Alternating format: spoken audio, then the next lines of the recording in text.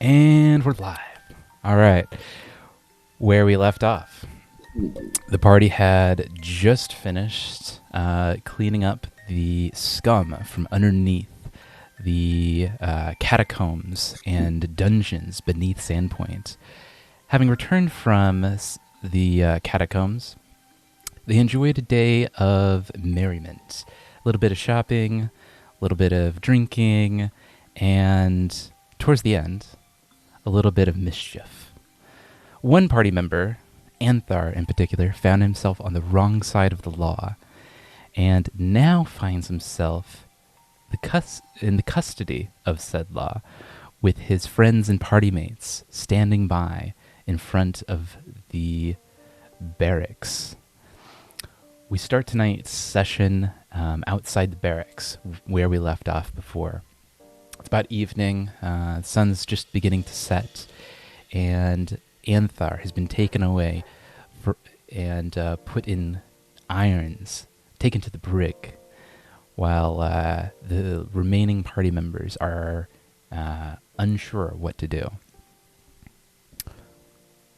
What would you like to do?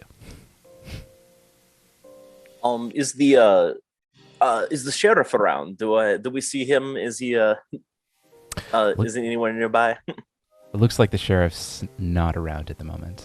I'd like to have some words with him. Ciro, do you know anything about the legal system? Unfortunately, I know nothing of the legal system, and I still can't believe you guys got us into this. You cannot blame us. It was demon possession. We just paid the man. That's all we had to do. We just had to pay him. Well, I've learned my lesson.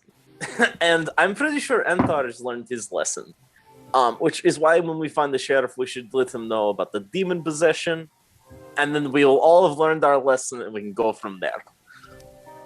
I'm sure it was all just a big misunderstanding. It'll work out. A-okay is what you're telling me. Absolutely. No problem there. Okay. After a few minutes of standing around in front of the courtyard, ahead of the barracks, it looks like the sheriff walks through the front gates on his way towards the barracks, having only just noticed you, but it doesn't look like he's stopped to have a chat. Sheriff Hemlock. You catch his attention, and he looks your way, but he still is walking in the direction of the barracks. What would you like to do? I'm going to run up beside him, then just kind of walk and talk with him.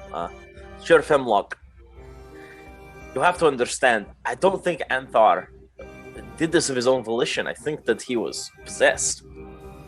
Possessed, you say?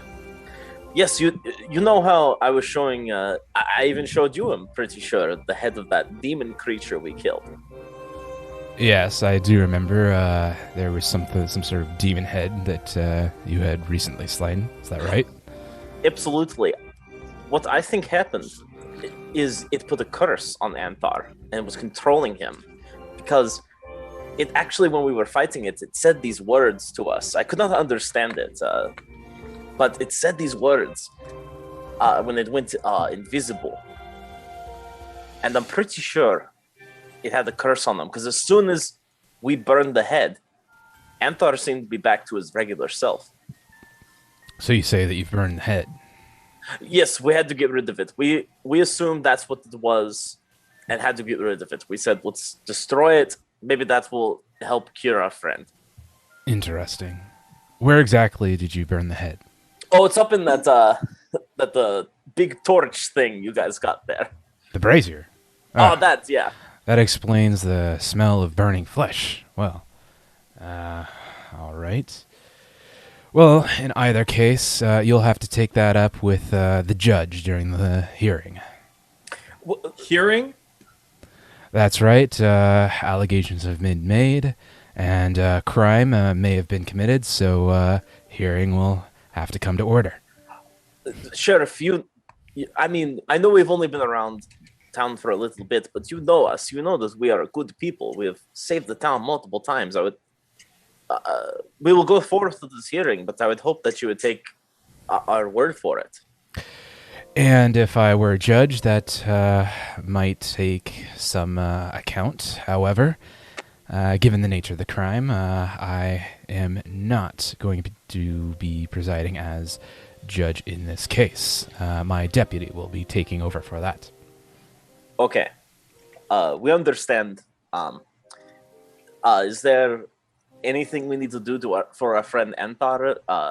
Legal representation, something like that? Well, normally when a case like such as this, with a relatively small sum being accused of being stolen, representation either by the person or by a selected individual can be made. If you wish, you can attempt to put together a case. However, the trial is to be held tomorrow morning. And till such time, Anthar will have to remain here at the garrison under lock and key. Is it possible I can see him? Ciro and I can see him. We just want to ask him if he wants legal representation or if he would like to represent himself. Ordinarily, the accused would remain there, at least for the time being, but given the service that you've had for Sandpoint, I suppose something can be arranged. If you two will follow me, I'll take you to the jailer. Thank you, Sheriff. Thank you. So he leads you through the garrison and down a few set of stairs. The farther you go down into the depths of the garrison, the more moist and decrepit the chambers become. The air is filled with a murky texture that's almost palatable on the tongue. After what seems to be a few stories of cells and holding rooms, and even what appears to be a torture chamber, you make it to one of the lower corridors of the garrison.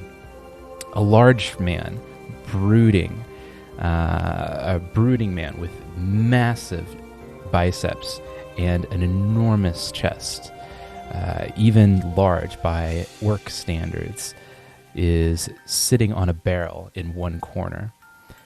Two leather straps over either shoulder jingle with a set of keys to one side. In one hand, he holds what appears to be a baton made of hardwood, perhaps a mahogany or oak, but the amount of age and what looks to be dried blood at the end of the mallet makes identification of the wood difficult. Right, well, this is the jailer, Vicenti. He'll be overseeing Anthar's stay here. Vicenti, these few wanted to have a couple of words with the accused. I think we'll give them a few moments, and once they're done, go ahead and escort them off the premises. I have a few things to attend to myself. Thank you again, Sheriff. Right, well, I guess the sheriff will let you pass, so here you are. I suppose you can see the accused. Thank you, we appreciate that, friend. He points to one of the cells, about an average-sized cell, nothing of particular note, in which Anthar is being housed. He's still chained at the wrists, and it looks like though there are hooks and places where the chain could be lashed to the wall or to the floor, it seems that he's able to roam freely around the cell. The cell itself is about a 5 by 10 foot area. Stone walls on either side with a iron gate facing you. On the opposite end, very small window, about big enough for a rat to crawl through, but not much more. To one side is a small pad with a thin blanket and that covers a bed of straw, and in the opposite corner to the iron gate, a bucket that looks like it hasn't been emptied in some time. Anthar, are you okay? No. What if they told you? We heard your trial is tomorrow morning. Oh, that's more than I know, that's for sure. Oh, I'm glad we got to tell you, because I assume they weren't going to tell you at this point. Uh-oh.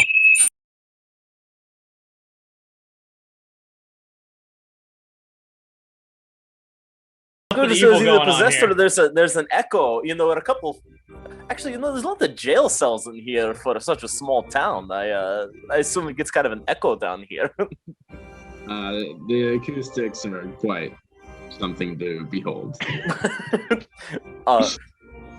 My friend, we can potentially get you some legal assistance for tomorrow morning. I don't know who we could talk to, but the sheriff said that you could have legal representation, or you could represent yourself to the judge who is going to be the deputy tomorrow.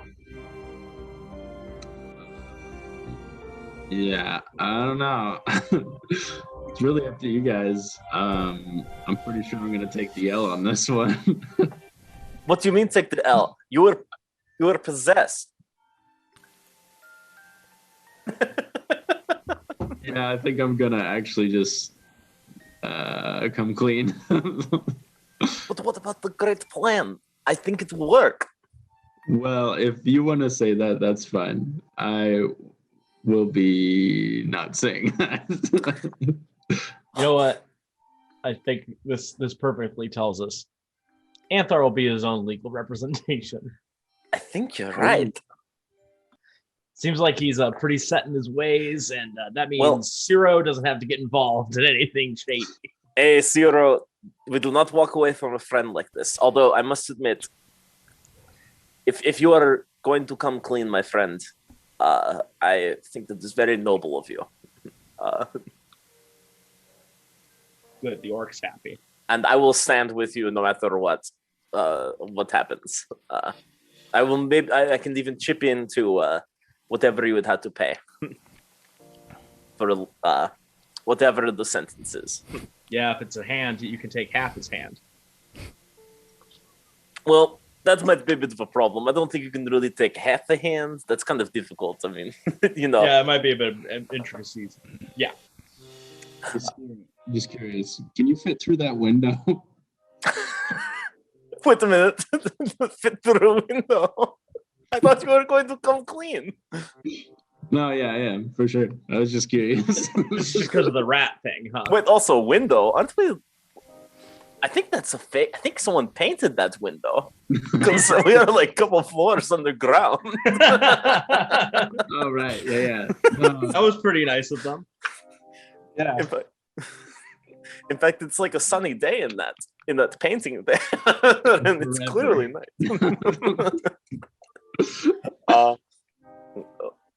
This is a rat thing too. This is just a rat thing, huh? Feel like it's sneak through the window, huh? I think. Go for it. It's at this point you see a couple of rats scurry in front of Ciro. Normal sized rats. Oh, is that Ciro or any relation? I wish I was that size right now so nobody would see me. Anthar, is there anything we can do for you then in the meantime? There's someone in town or something, maybe like Zeshel or someone who has authority at some capacity would help Oh yeah, out. we could go talk to Father Xanthus, absolutely. Or, But yes, Xanthus. I was gonna say I wish he was related to me, but Your Zeshel. yes. Man, that rock hit me harder than I thought. Yeah, Anthar is really losing. Dude, you've only been in jail for a couple hours. You're already losing it. And you're already thinking paintings are real. It's been a rough night. Let's just say that. Actually, a couple of hours. I think they just let you in here, didn't they? Wow, time goes by quick. Antar, my friend, we will go talk to Father Xanthus, and we will try our best to convince him that you are innocent. Okay, go for it. I mean, what do you want us? I mean, we could talk to him and tell him anything you'd like us to tell him. I mean, he could probably advocate as well, but I'm not sure. Maybe I think Anthar wants to take the L, baby. Yeah. In that case, then. Or Bethana and Amico could be there. I don't know. As a character witness, maybe? I don't know if we have character witnesses at this sort of thing. I don't know either. I've never been. You know, I usually stop criminals and take them to the prison. I don't really stick around for the legal proceedings. All I know about it is my favorite play series, Law and Order. Oh, that's my Covers favorite it all the time. It's my favorite play series as well. I've seen that in back alley plays all the time. Did they let you have did you get your one letter? Your one letter. Yeah, you could mail that to anyone. But luckily you don't have to, because we were here to talk to you about legal representation. Man, I could go for some lemonade right now. Some lemonade. Here, I just gotta take a piss real quick. Give me a sec. Never mind. I'd like some iced tea. Ciro, I don't think you know what lemonade is, and that scares me a little bit. I would hate to think what you think iced tea is. I think I've dropped that before. No, it could be some of that more of that street lingo you were talking about. You know, maybe a little. What was it you were saying the other day? I don't remember it. I pretend this never happened. Well, Anthar, we will go see if we can talk to Father Xanthus and Bethana. We've already talked to the sheriff and told him our theory about the possession. Nudge to the bars, little nudge, little wink. But we can go talk to Father Xanthus and Bethana and Amico and go from there. Sit tight, my friend. We're going to get you out of this. Thank you. What's your name again, sir? Mr. Jailer? Vanchati. Vanchanti, thank you. It's a very lovely jail you are jailing here. It's better with screams.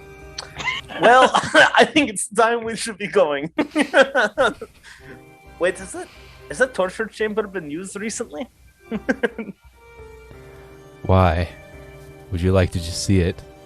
I think I'm okay. That's not really my thing, but some people are into that, and I don't want to judge them. So I think it's time to go.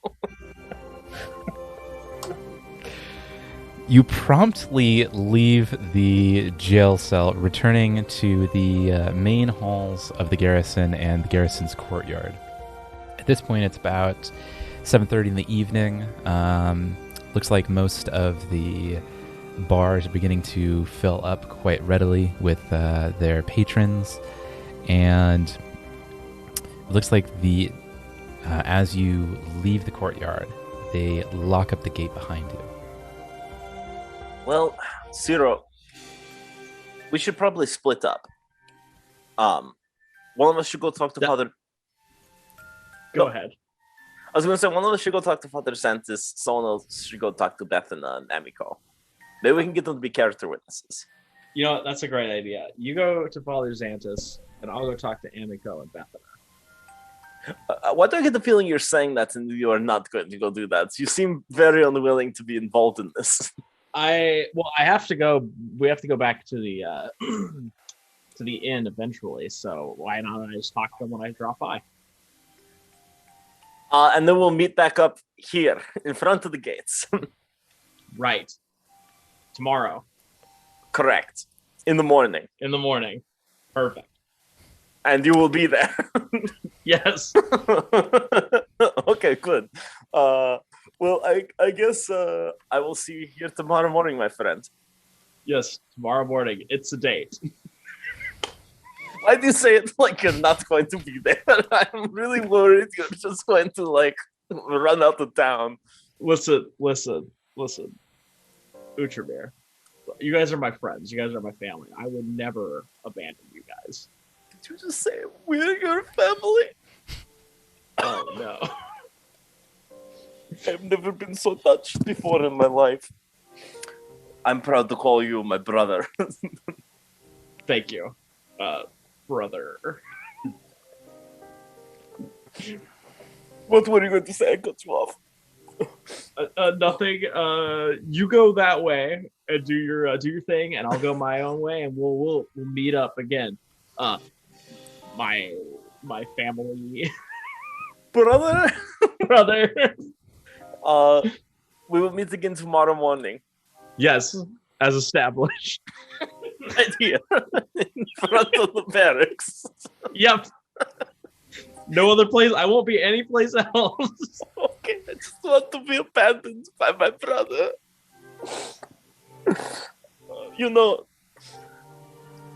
It's good to have friends again, you know. As he's saying this, I slowly scampered away and very quietly made my way back.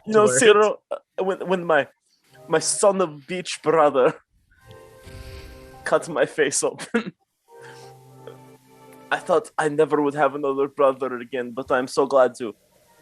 Oh, he must have gone. Cyril.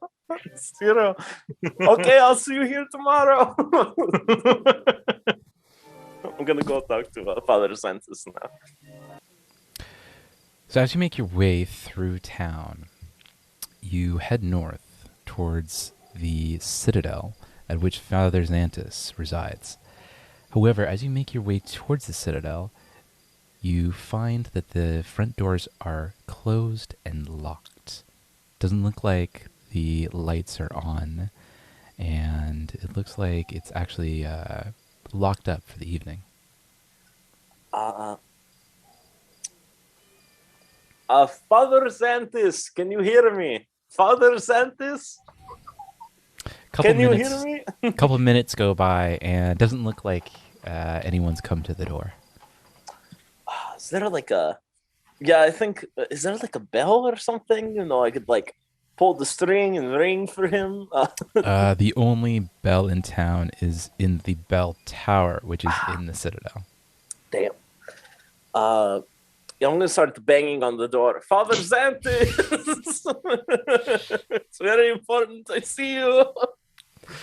After a few minutes, Father Xantus makes his way towards the front door, unlocks it, and says to you, "My son, whatever is the matter?" Father Xantus, Anthar, he's been put in jail. In jail, you say? For what crime? Apparently, he stole money from the cartographer. That's a shame. I don't know if I believe this myself, but I'm sorry to wake you so late, Father. But I wanted to ask if you would mind showing up tomorrow at the trial. Well, what exactly did he steal from the cartographer? I don't know the specifics. I think it must have been money or something, but uh, I don't really know exactly what happened. It all happened, very quickly. Uh, Well, unfortunately, since I was not a witness to the allegation, my testimony would only go so far. Perhaps it's like a someone who could speak on his character. My friends and I have helped this town, and I cannot believe that Antar would do something like this of his own volition. It does seem out of character. However, how much, exactly how much is Anthar supposed to have stolen from the cartographer? Oh, I don't know. I should have asked the sheriff. He said it was a bit of money, but I don't know how much. I know it probably was the gold that we gave him for the map, maybe a little bit more, but that's all I know for sure. Well, most likely it sounds like it will be tried by the sheriff's deputy. I've found him to be a harsh but fair judge. Should I think the best way to go about resolving this is to state your case plainly and let him come to a resolution. Father, you don't think you'll take Antar's hand, right? No, nothing so serious. If it's being judged by the sheriff, most likely some sort of financial penalty will be in order. But anything more than that, it would go to the sheriff, and for any more serious crimes, the trial would be judged by the town council. Hey, well, I appreciate it, Father, you telling me this. I feel a little more calm for tomorrow. And if you can be there for a character witness, just to tell the deputy residing judge that we are good people. I would be greatly appreciated. If you can't, though, I understand. I just wanted to reach out to you, Father. Well, given the circumstances, I suppose I can make my presence known. Thank you very much, Father Sentis. And again, I'm sorry to wake you at such a late hour. I just the sheriff told me it was tomorrow morning, and I felt I needed to talk to you as quickly as I could. Certainly, my son. May Desna be with you and with your friend. Appreciate it, Father. Appreciate it. I will see you tomorrow. In the morning, then. In the morning. Bless you. In front of the barracks. Yes. That is where trials are held. Okay. I'm just, I'm getting a little paranoid. No, don't get worked up. Utermir, don't get worked up. Have a good night, Father. He closes the door, and you almost hear a too bad about Anthar. Too bad about Anthar. Oh my God! They're going to hang him. I knew it. I'm going to go back to the barracks, and I'm going to sleep right in front of the gate because I just don't want to leave my friend. You make your way back to the barracks, and there are 2 guards posted out front. What do you do? Guards,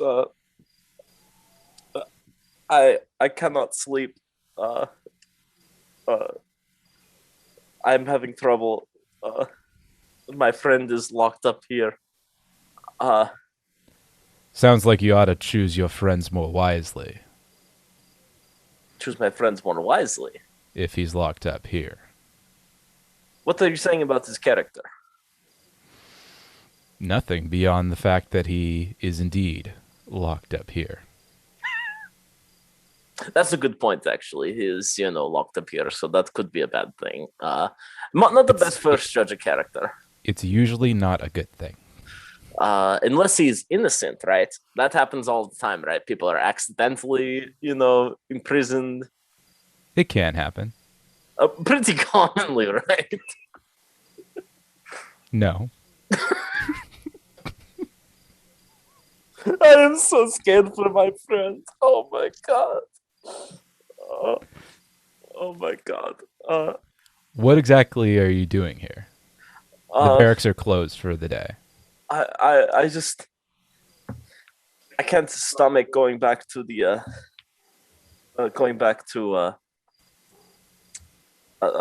inn. I feel like I must wait here until the morning. No. No! Holy smokes! Have compassion, man. You don't have to go back to the inn, but you can't stay here. I really did not expect this. I was really hoping that we would be like cool or something. But you know what? Fine. Think again, citizen. Wow, such sass around here. Holy smokes. We come in, we save this town multiple times, right? And it's coming in with... All right, again, don't get worked up with Ramir. I'm going back to the inn. You gentlemen have a good night. Good night, citizen. All right, I'm going to go back to the inn. So Utramir makes his way back to the inn. Ciro, what are you doing while all this unfolds? So I do make my way back to the Rusty Dragon Inn, and I as I come in, I'm curious who's behind, who's tending bar tonight. Looks like Bethana's tending bar tonight. Okay, I'm gonna casually just kind of walk up. Hey Bethana, how are you doing this fine evening? Oh, it's Ciro. How are you doing this evening? I'm doing well myself. I could be better. Oh, what seems to be the matter? Listen, Anthar did something really, really stupid, and I was just curious if you or Amiko would be willing to come to his trial tomorrow, maybe as character witnesses. Oh, well, afraid I'll have to be here tending bar and making sure things don't go awry. I can ask Amiko. She's actually quite busy these days. With now she's the head of the household and part of the town council, and still owns this inn and tavern. However, I'm sure she would be applicable to coming and speaking on Anthar's behalf. Perfect. I did my part. Well, do you know when the trials are normally held? They're usually held first thing in the morning, about 9 or so. 9 or so? Okay. Make sure I'm not disturbed until after 10 o'clock. Sure. I suppose we can make that happen.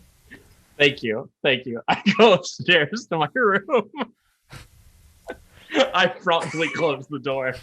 I promptly put a chair under the doorknob, and I promptly throw myself on the bed and sleep like there's no tomorrow. I wrap myself up, and I go, "Why did this have to happen? Why did I have to do this? Why?" And I go to sleep. Some of the patrons, as you are whining into your pillow, look up and towards some of the rooms and wonder, why is there a wailing occurring at this point? After that dies down and the patrons go back to their drinks and food, Utramir makes his way to the Rusty Dragon Inn. And what would you like to do? Bethana, I'll take a beer, please. Oh, certainly. She draws you a tall, dark ale, and puts it in front of you. Froth foaming at the rim and falling to the sides of the tankard. I assume that Ciro talked to you Oh yes, he did mention something about a trial for your friend. tomorrow morning, right? He said he would be there, right? Well, he said something of being somewhere. Uh, what time is the trial usually held in the morning? Well, they're usually held somewhere around 9. Could you wake me and Ciro up around 8 o'clock? I'd like to be there early so we can be there to help. Oh, we can manage that. Oh, thank you, Bethany. Thank you for the drink. I'm so distraught. Thank you also. I don't know if you were able to come tomorrow or if Amico is, but if Ciro talked to you about that or Amico, that's all we ask is if you think about maybe potentially coming to speak on his behalf. I'm going to go get some sleep. All right, you look quite tired, so you should probably rest up for tomorrow.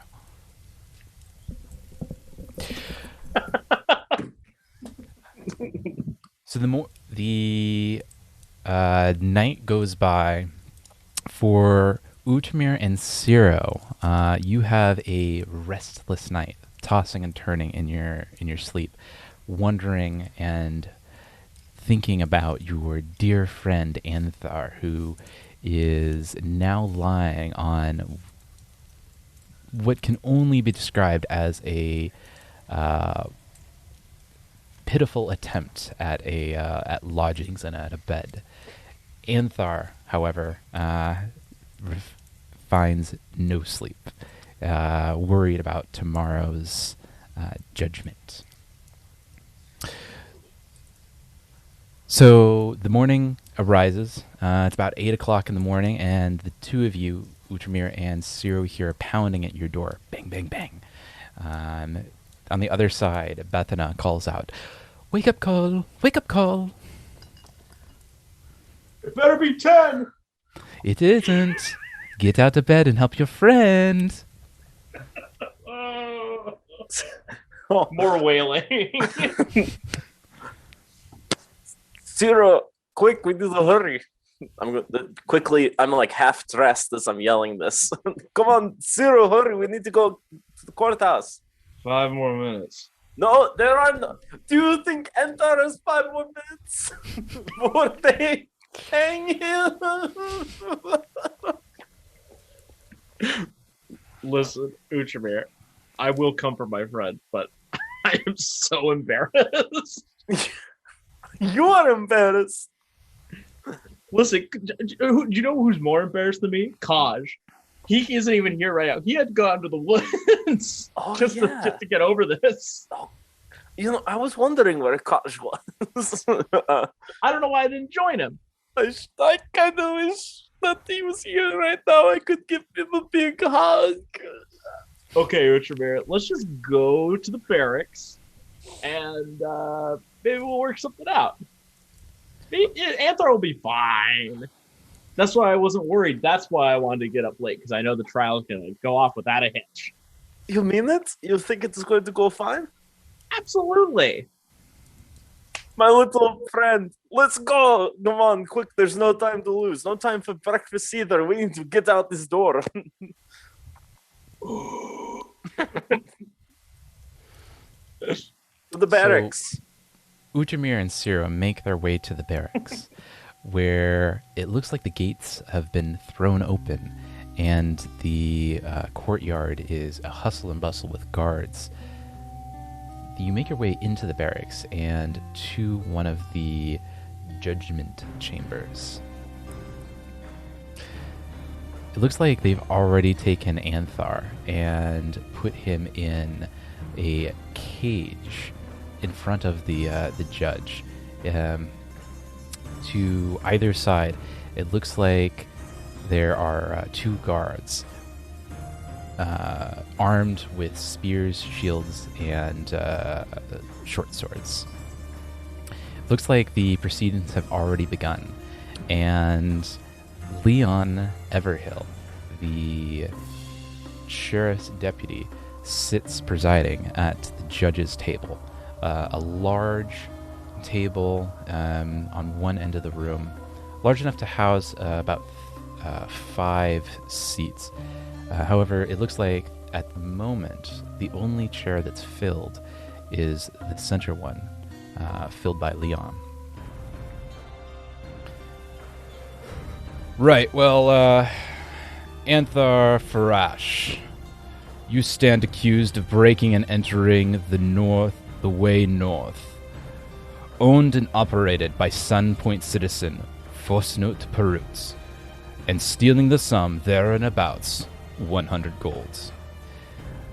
As he speaks, the kind of long brown hair that comes down on either side to about shoulder height kind of sways to and fro. His eyes fixed on Anthar, and with a slight scowl and kind of measurement in his tone. What exactly do you say in your defense? Hang on. Speak forth, citizen. I state my regret. Your regrets? So, do you dispute the charges? I will say, if the accusations you say are true, I take full responsibility. Please not let one action be the judgment of many. My intentions are pure when I say my past actions have brought you safety and comfort for the citizens of Sandpoint. Let my actions follow suit in this regard, that the clearing of Thistletop shall be my debt. A threat arises drastically clear on destroying Sandpoint. Allow my services to continue to ward off the evils that are imminent. A compelling statement, to be sure. Is there anyone else in these halls that would like to make a statement? Looks like Father Xantus comes through the door and states, comes to the witnesses' table and just to one side of Anthar. Yes, I'd like to make a statement on this individual's behalf. Not as a witness to the actions accused, but a statement of fact. A statement of fact which is that he and his party members have gone about and defended Sandpoint against many enemies in the past several weeks, including, but not limited to, the goblin raids upon Sandpoint. In addition to this, I hold in my hand a signed and sealed letter from Amiko Kaijitsu, which states that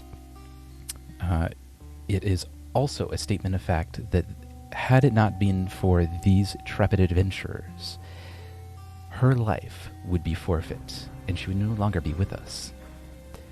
These do not atone for any action taken after these events, but these are facts and cannot be null and void. The Judge Leon ushers Father Xantus to come forward, and Father Xantus hands the letter to Leon. Leon opens the letter and reads it through and kind of nods and looks at Father Xantus and looks at Uchimir. Thank you, Father Xantus. Father Xantus moves back to one of the chairs and takes a seat. Ordinarily, should you be found guilty, given the magnitude of the accusations, The punishment would include a substantial fine and perhaps additional punishments. Please lie. Please lie. Please lie. However, since the accusing party, Master Peru, refuses to make himself present and give a formal accusation due to his well-known reclusiveness following the death of his brother during the Sandpoint fire 5 years earlier, I am put in a difficult position. Though it is my opinion that the unofficial testimony provided by Master Peru and witnesses at the time, including 3 townsfolk children, are possibly accurate, you, Mr. Farad, all evidence in this manner would point to Mr. Farash being guilty of the said accusations.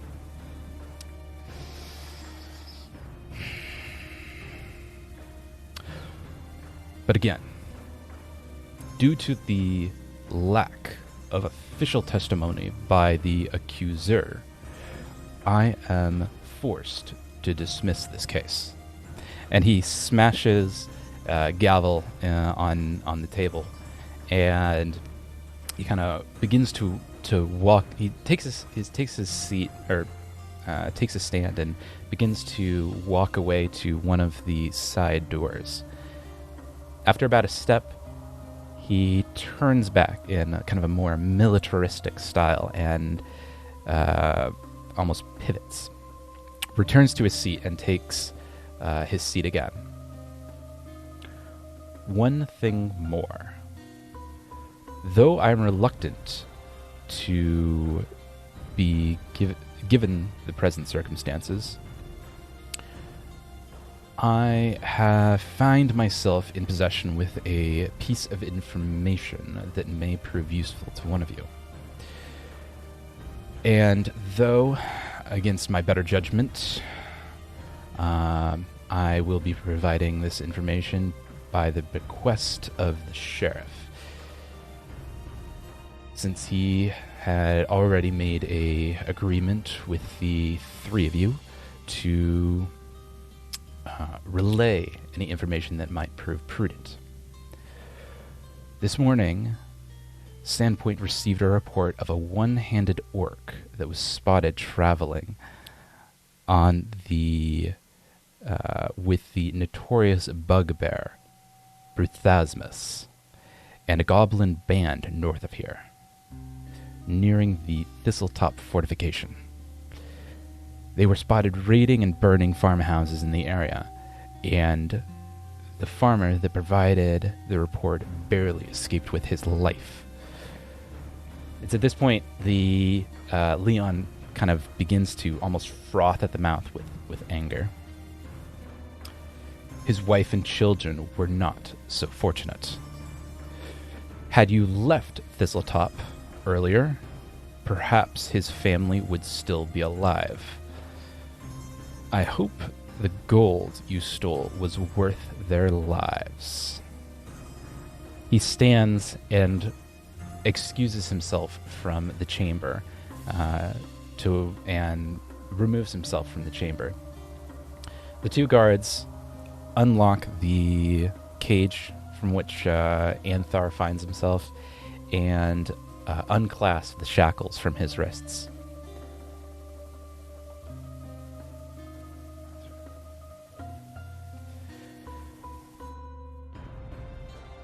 Well, that could have gone better.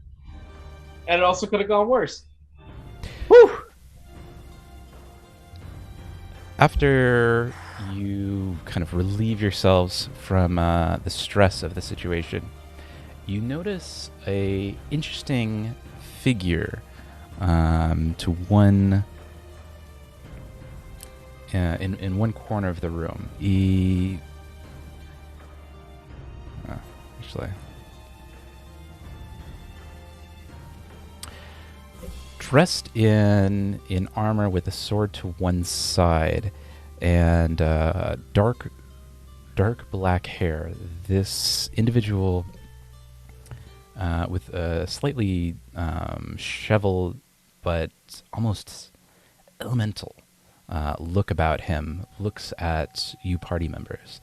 His eyes almost glow in a aura that seems otherworldly, but somewhat familiar.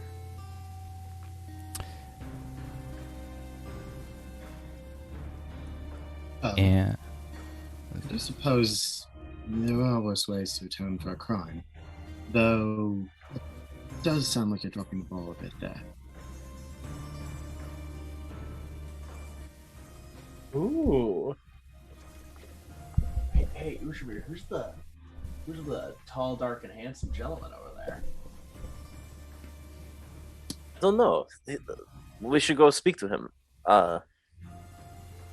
Hello, sir. My name is Utramir Zashel. This is my friend Ciro. Pleasure to make your acquaintance. Pleasure. Very pleased to meet you, sir. What is it that you're doing here at our friend's trial? I was in the neighborhood. I recently came into town and I heard of a few exploits going through Sandpoint, and then I was told to understand. I was led to understand that one of the men, or individuals in this case, that participated in becoming one of Sandpoint's greatest heroes was also a participant in criminal activities. Yeah, you're as surprised as I am on that one. I kind of trust me, I had nothing to do with it, so please don't group me in with that. I'm kind of looking down, like at the point, like you are alright. Yeah.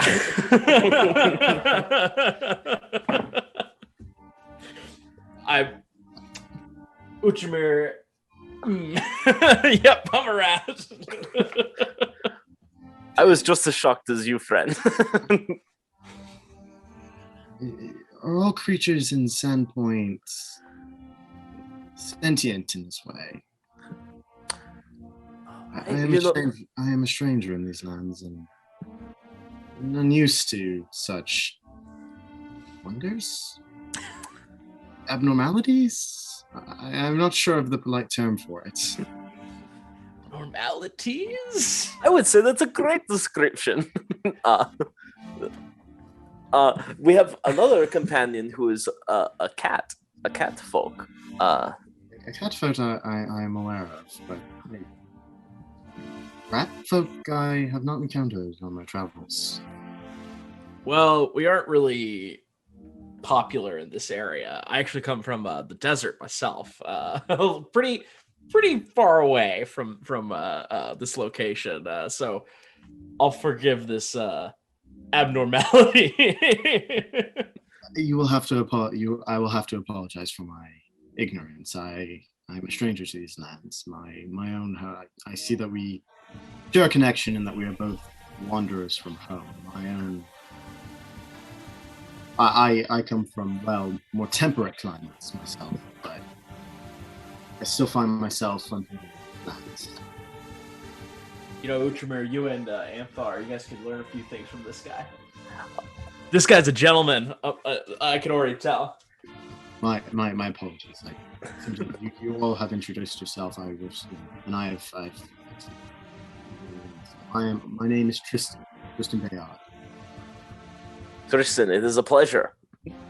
It truly is, my friend. This guy's got it. I try to sound really covert, like, hey, this guy's really cool, but I'm not doing a really good job.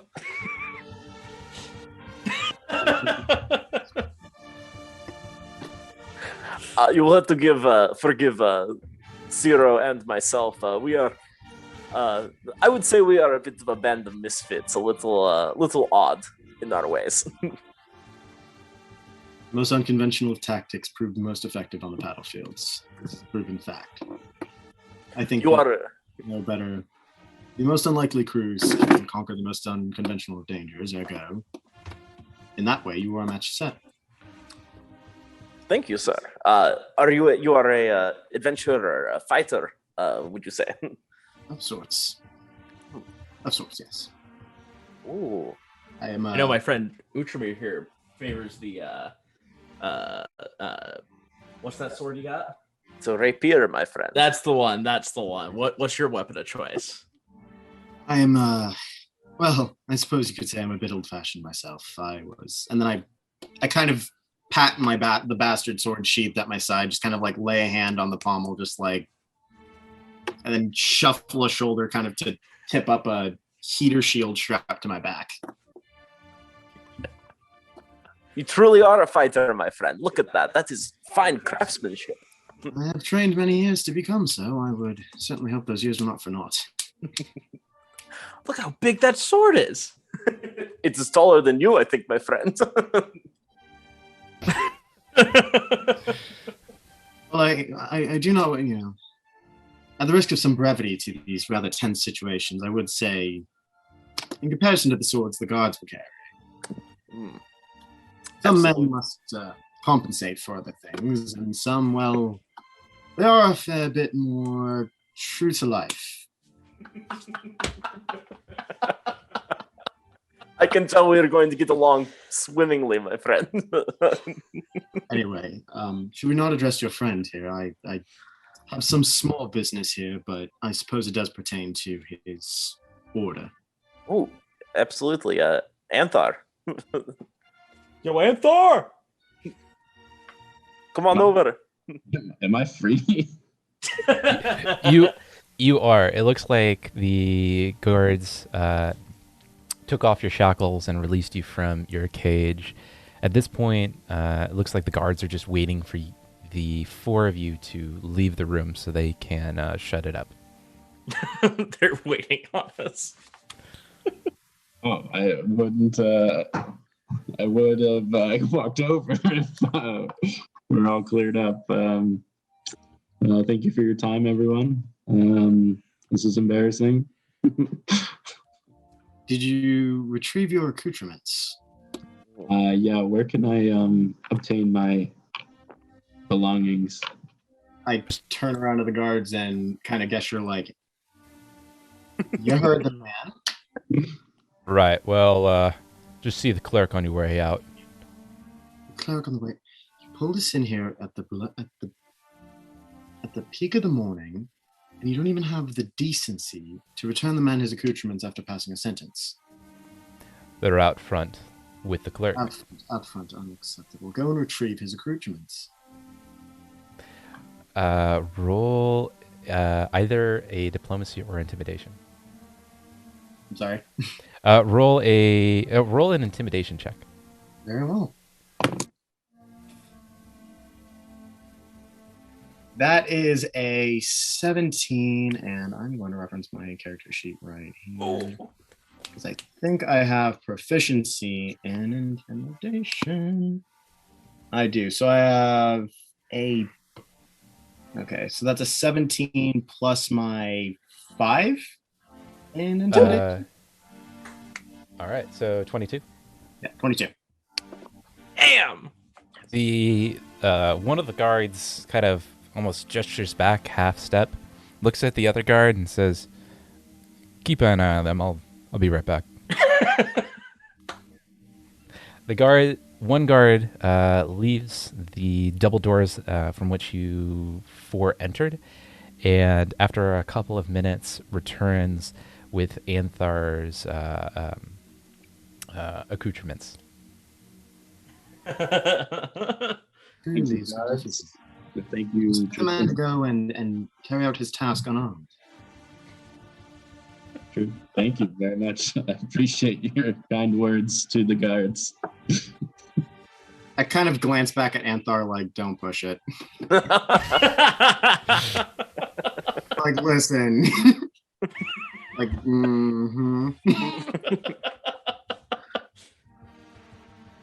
This guy knows what's up. Tristan, you know what's up, man. A true gentleman and a scholar, and And the way you handle those guards, holy smokes! This is a fine town, and I can clearly tell that there are fine people here. But a sad reality of the world is that there will always be, in the justice system, there will always be some, lacking aspects. And if you're going to pass a sentence, you might as well send a man on his way expedient as you can. That includes gathering his things and sending him on his way. That makes sense to me. I totally agree. Anyway, I think we have dawdled long enough, and I don't think that every guard will be so easily swayed, so shall we? Yes. Shall we go? Yeah, lead the way, guys.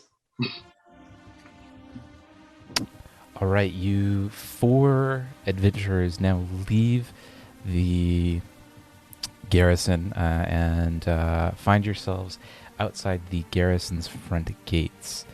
Looks like it's about coming in at about 10:30 or so in the morning. Looks like the market is busy, and vendors are boating their wares.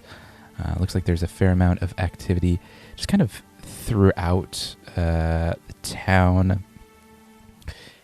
People buying, selling, making their way up and downtown, going about their business. What would you like to do? I do not know if you, Tristan, if you are properly introduced to Anthar. Anthar, Tristan, Anthar. Pleased to make your acquaintance. Yes, I recognize a warrior when I see one. That's a very good, very good to meet you, I suppose.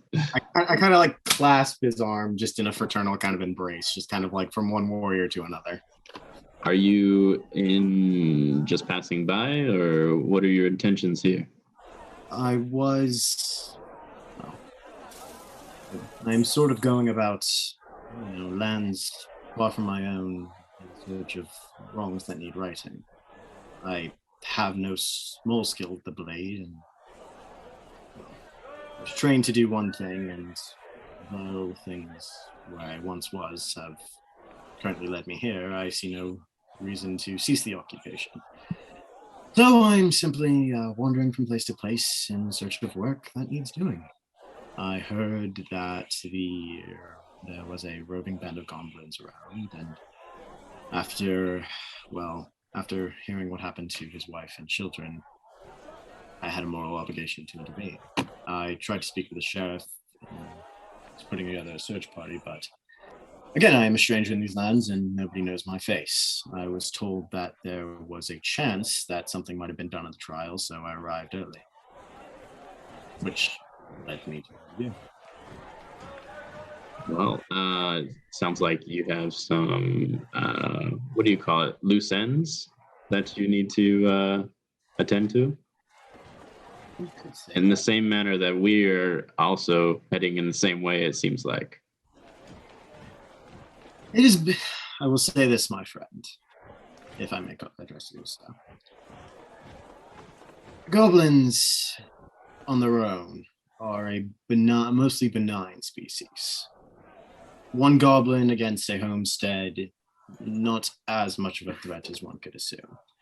A band of them roving around under the direction of someone far more intelligent than your average creature, that becomes a risk. And from what I can tell, despite the accusations against you, as I am led to believe that you are innocent. Until proven guilty is what I presume. Good people still deserve the right to eke out a living the best way they can. A marauding band of goblins will simply get in the way of that. The easiest way to ensure people can go on living as well they can is to eliminate the threat. I have the means, I have the disposition, so why would I not? It sounds like then you are in search of, as you have spoken, wronging rights. Would you care to join us on this quest? Are you pursuing the Goblin Band? Oh yes, particularly after hearing this information about the orc that was with them. The one-handed orc that is my brother. I will bring him to justice. I will avenge this family. You mentioned he had one hand. Did he take the hand when he gave you? I was able to. Actually, it was a separate incident. It was after he murdered my good friend, my teacher in the ways of swordsmanship. I kind of like clasp his shoulder, like a loss of a friend and a loss of a teacher is no easy thing to overcome. I appreciate that. I've searched for him for years. This is the first shred of information I've received in my time out searching for my brother. So I appreciate it, friend. And if you would like to work with us, we would love to have you along. Anyone who is out searching for justice is a friend of mine. If you would have it, my sword is yours. Please consider yourself a part of the family. Very well. Or if you choose a different word, that is absolutely fine.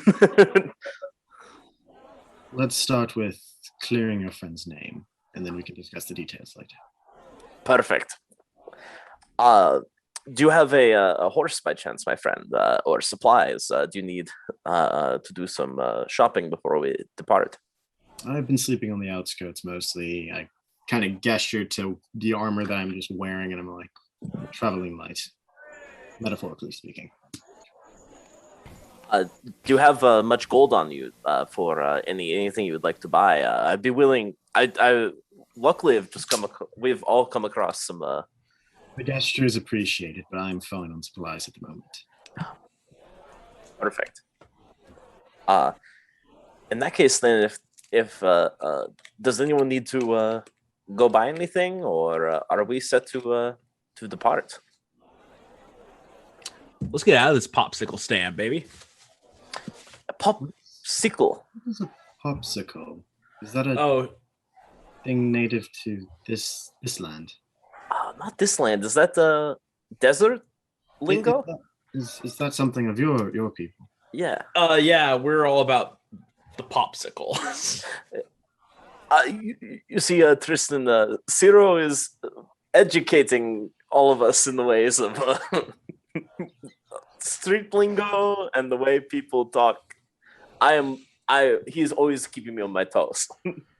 I've traveled far and wide and met many of people, and I've picked up a few things here and there, and I don't always know what I'm saying, but I just want to. It's kind of like I like to pepper it in a little bit sometimes, see how it goes. So hopefully I don't offend anybody someday. I don't know what a popsicle is, but it sounds pretty good. So I'd assume no one would be offended by that. And if it is a stand, then simply is leaving the stand? That's my assumption, right? That sounds good to me. You can explain more on the way.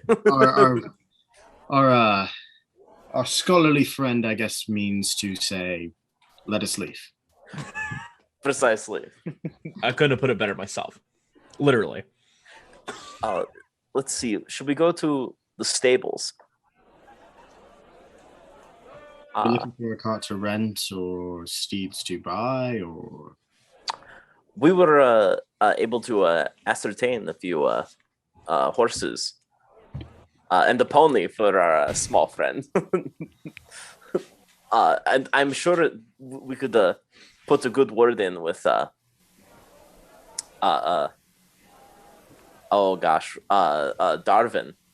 He runs the Goblin Squash stable. I'm assuming that if we were to put in a good word for you, he could give you a horse. I mean, there's no harm in attempting it.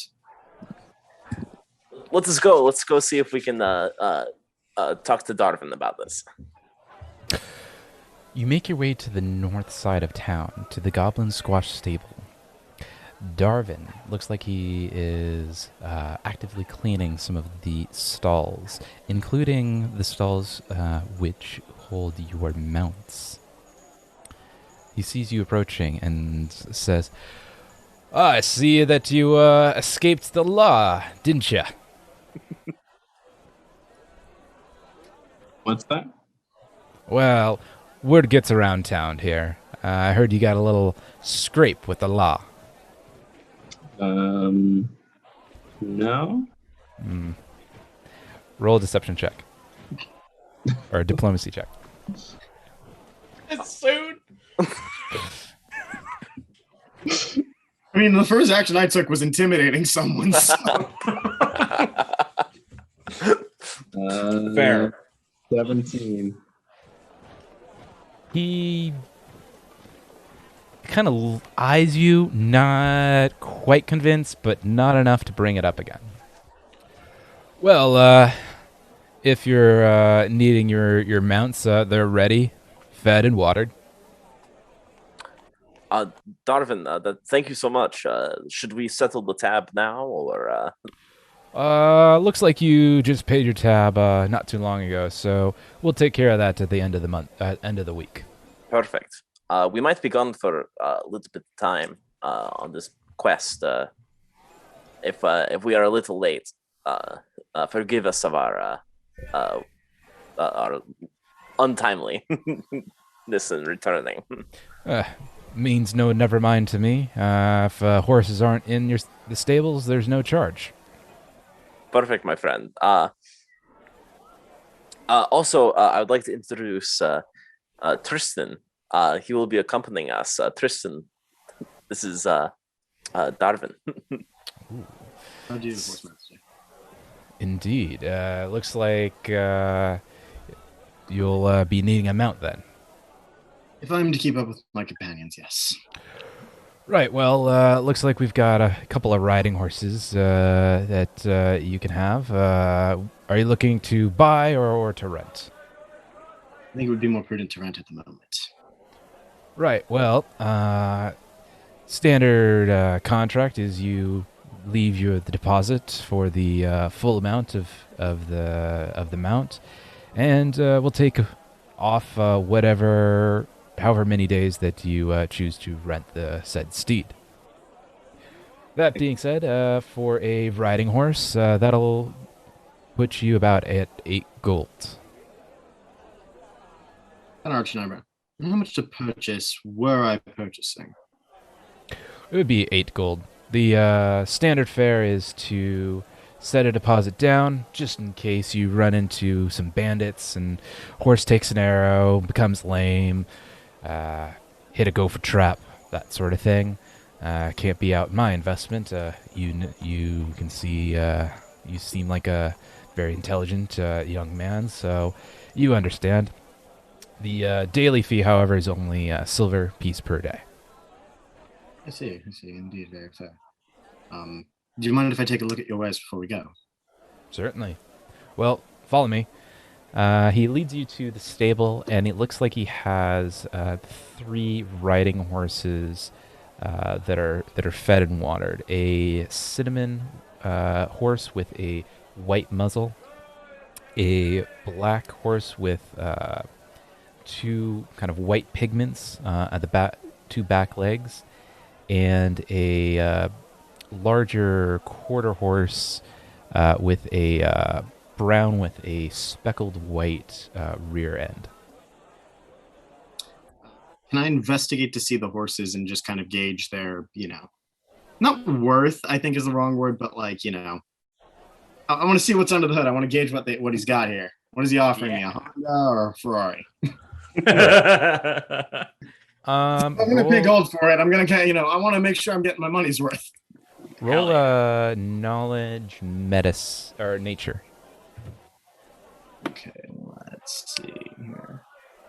So that'd be D20 plus your nature modifier, which looks like is 0. I'm pretty sure it's nothing. Nope, it's a goose egg. I am brilliant when it comes to hitting things, but I am dumb. And it's a 4.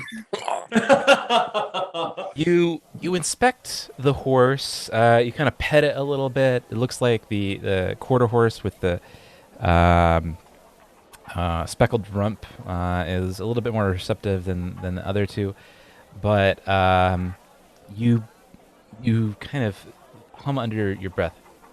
Pretty good horses. This is made of horse. I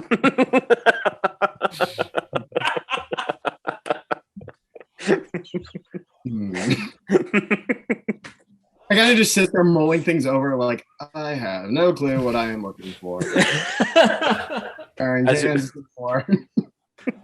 As you're doing this, I turn to Anthar. I'm like, take a look at that. Tristan knows his stuff about horses.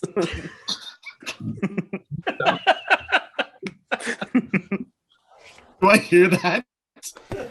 Man, just whisper it. Like, are you, Uchimir, are you trying to whisper? Yeah. Are you, Anthar, look at that. He knows about horses. Tristan must be pretty knowledgeable at this sort of stuff. you can kind of hear. You heard your name and you heard horse, but you didn't. You couldn't quite make out the rest of it. Okay. I'm guessing I'm just gonna kind of like scratch under the quarter horse, like, good horse. The quarter horse like neighs and kind of backs off a little bit.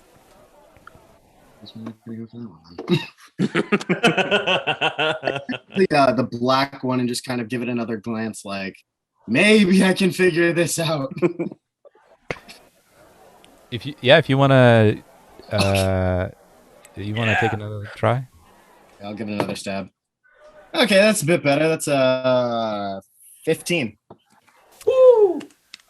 Looks like the black horse is pretty well muscled. It looks like it's seen its fair share of riding, pretty well broken in, but it seems pretty docile, but still muscular. It looks like it's a little bit on the older side, but still has plenty of years left. Still in its prime. But that's fine. I'm gonna look to Darvin and be like, I'll tell you, I like the cut of the quarter horse. Quarter horse it is. That'll be 8 gold if you're renting, or if you're buying, 8 gold. I will hand him 8 gold and say to buy. To buy. All right. Do you wish us to chip in at all, Tristan? Yeah. We'd be more than willing to help. I thank you, my friends, but for this purchase alone, I do not think I shall be forced to lean upon. Absolutely. I'm liking this guy more and more. Sarah, I'm really learning a lot about you in these last couple of hours.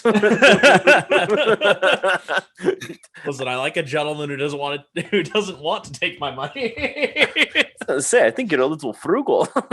I don't think I knew this of you. I'm frugal. Yeah, maybe more about our small friend than meets the eye. Good point, right? I should not judge. Too quickly. He may not spend his money in the presence of others, but what he does in private time. Men have virtues and men have vices. Very true. I think wherever you go. Absolutely. I recall. Did you go to the cat house, Ciro? Is that where you spend your money? I did not go to the cat house, but I did lose my money at Liar's Dice. I could have sworn you went to the cat house. Anthar, do you remember?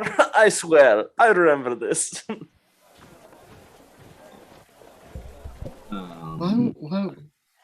Why would one who resembles a rat wish to go to the dwelling of felines?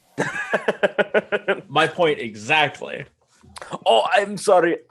You mean to say that he indulges in ladies and courtesans? Correct. Ah, yes. I can snap down to Sarah and I'm like, do you?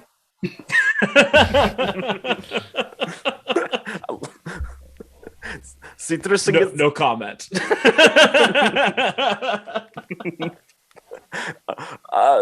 I think it's the red lantern district, right? That you went to. I suppose those are universal anywhere you go. I'm handing over the gold as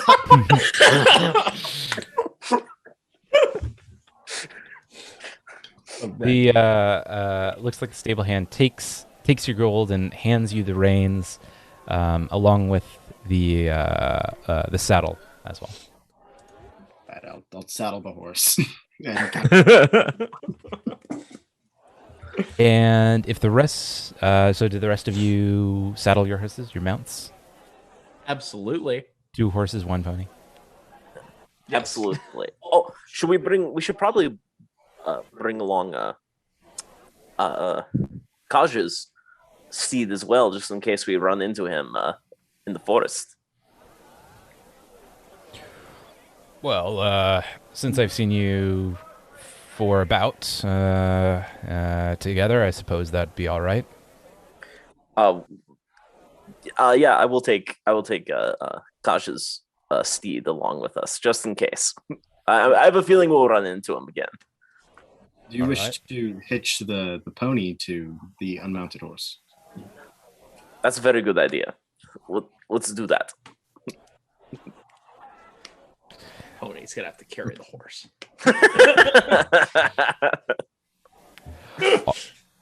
All right. So now that you've hitched your mounts and begun your ride outside of Sandpoint, you leave the main gates, the north gate, and make your way on the Lost Coast Road heading east. As you leave town, it's about 12:30 in the afternoon. It looks like the sun is kind of high in the sky, and you kind of very easy and gingerly begin to leave town on the road. What do you talk about? Tristan, you are a traveler. Do you have any tales? Anything you can tell us of your travels? Most of my travelings have to do with, well, one conflict or another. I think it in poor taste to speak of bloodshed when on a very magnanimous day we're in good company. But I can tell you what I have seen of the sea. I have no knowledge of if any of you come from across these shores, but I can tell you that the steaming sea is truly magnificent to see. At night, the moon hits the waves, and it is almost as if witnessing rippling movements of silver. That sounds incredible. I've never actually. I must admit, I've never been on the boat before. I've always stayed on dry land. There's no shame in preferring shore footing to unsteady decks. Have you traveled by boat quite a bit, or is this on your travels? I kind of go quiet as if kind of recalling something, and then I just kind of answer a few occasions before. Once or twice. Would you say recently? I fear not. Aside from my journey to come to Sand or these shores, it was a long time ago.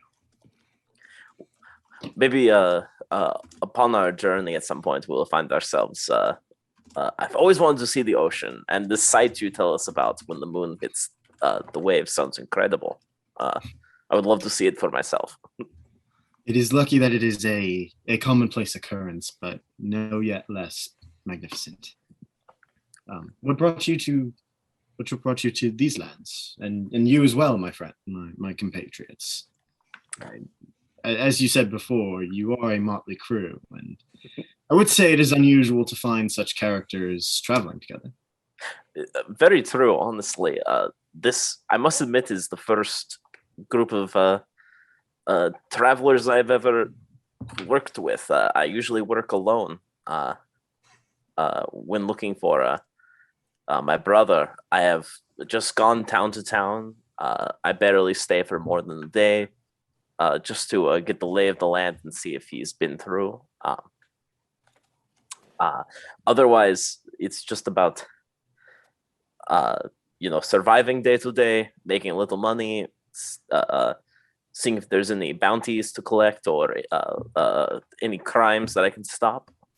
I wish I had more more interesting tales or anything more to tell you, but this has been a very solemn couple of years. This is the most fun and excitement I've had in quite some time.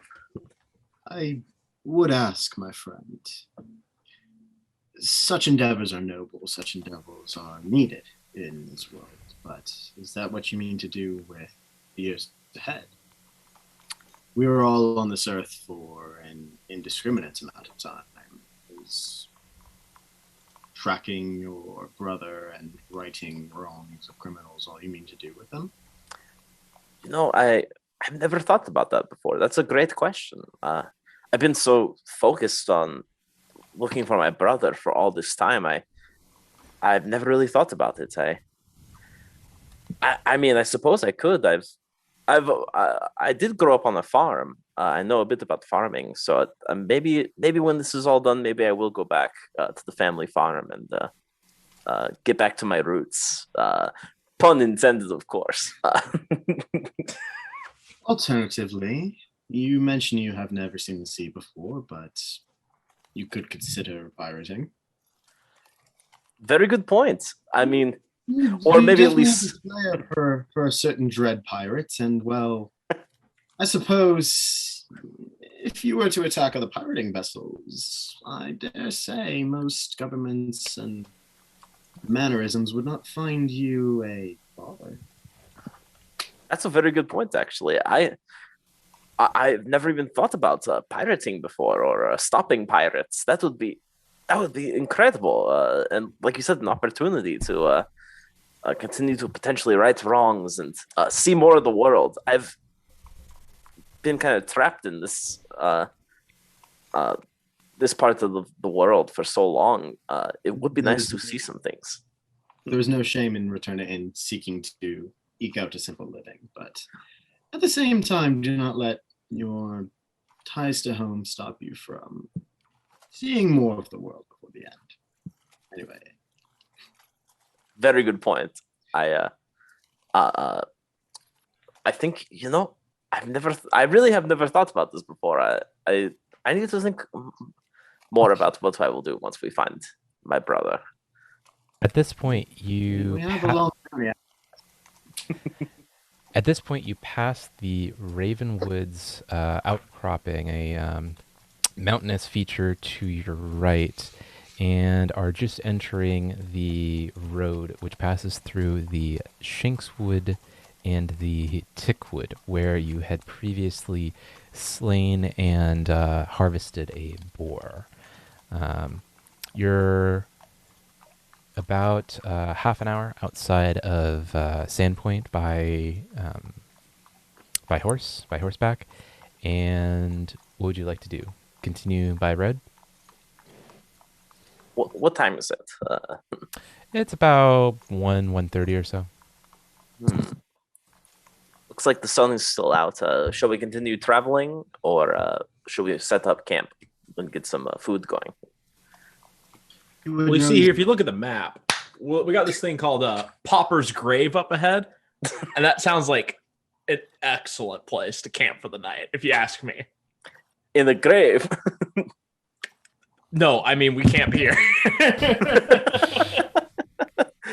Oh, you were being sarcastic. That's the word. That's exactly it. I was going to say it is ill luck, and it might be an old soldier superstition, but a potter's field is where unclaimed soldiers are laid to rest, and Well, if a pauper's field is anything like that, it may be in poor taste to rest near the souls of the unclaimed. That's a great point. It might be in poor taste. Let's dismount and get the camp set up. Hold. We are a band, and Anthar has been strangely quiet. You have as much a voice as we do, Yes. my compatriot. You may lend your wisdom to us. However you guys feel, I'm down with. He's really laid back. Is your sentence? Wait, he's laid back. He's standing up straight on the horse, though. Zero.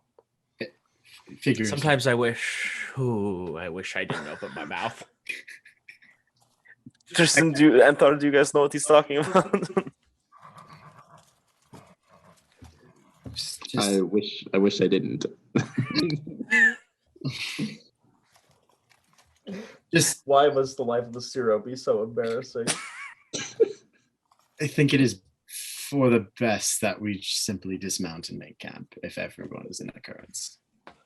Let us do that. That sounds perfect. Agreed. Camping. So at this point, you are about halfway through Shankswood and Tickwood. It's about 1:30 or so in the afternoon.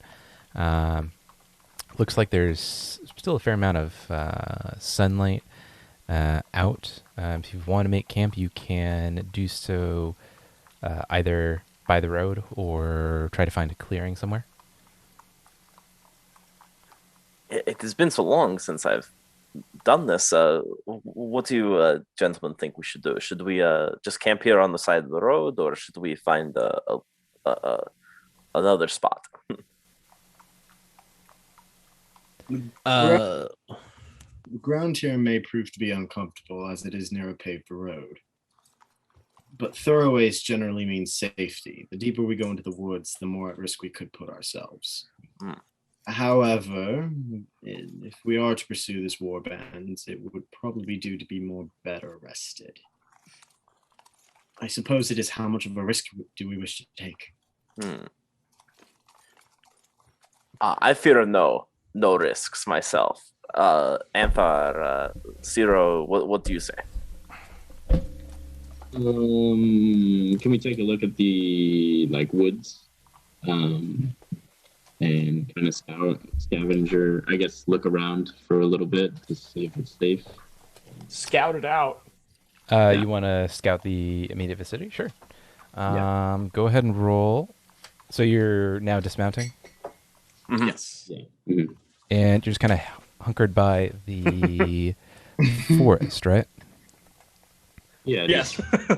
Right off the road. There. Okay. If you want to go scout out the area, go ahead and roll a survival check. Can I boy. hitch the horses to something steady before we do this? Oh, good idea. Whew. Got a new horse. I'm not taking the I may not want to lose that. Dude, 8 gold down the drain. We'll Bye. tie the horses up to the nearest tree. Good idea. Let's do that. And please, let's see if we could find a good spot. So, who is staying by the horses and who's scouting? Or Ooh. what? Or what are you guys doing? I was gonna go That's a good scout, point. but if someone wants to come with me, that'd be nice. I'll go with you. Okay. Ciro and I will stay and defend the camp. Or this location and watch after the horses. I'm down for that. Perfect. Let's see if we can find something, Anthar. Yeah, we'll be in earshot of you guys. All right. So go ahead, Anthar. Go ahead and roll a knowledge survival. A 19. 19. So after a little bit of exploration, you find a clearing about 200 yards off of the road. The clearing is about 20 by 20, 30 by 20, or 25 by 25 foot or so. Can I look for Um, trees? hmm? Can I look for tracks? Go ahead and roll a knowledge survival. A 21. You do find a single track. It looks like it's a pretty sizable track. Roll a knowledge nature.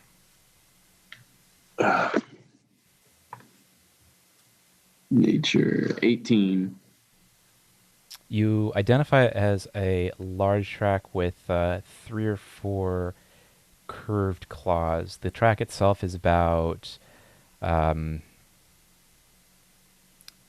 8 inches wide. Jesus. Holy crap. That must be pretty big then, Antar. What are you seeing? There's something big in these woods. Do you think it's safe to stay here, or should we just scout out a little bit more to it? Let me see if there's like any markings on like the trees or the direction in which the tracks are going. All right. Go ahead and roll a knowledge survival for further. Are you just?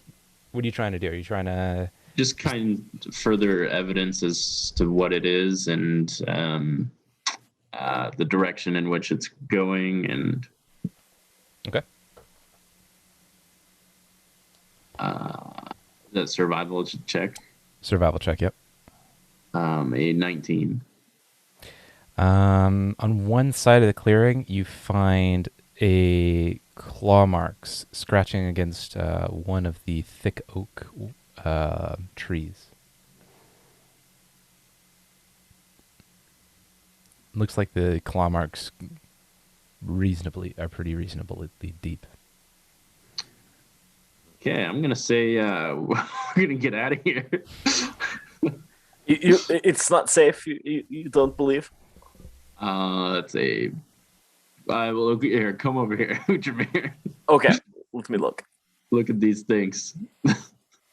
Never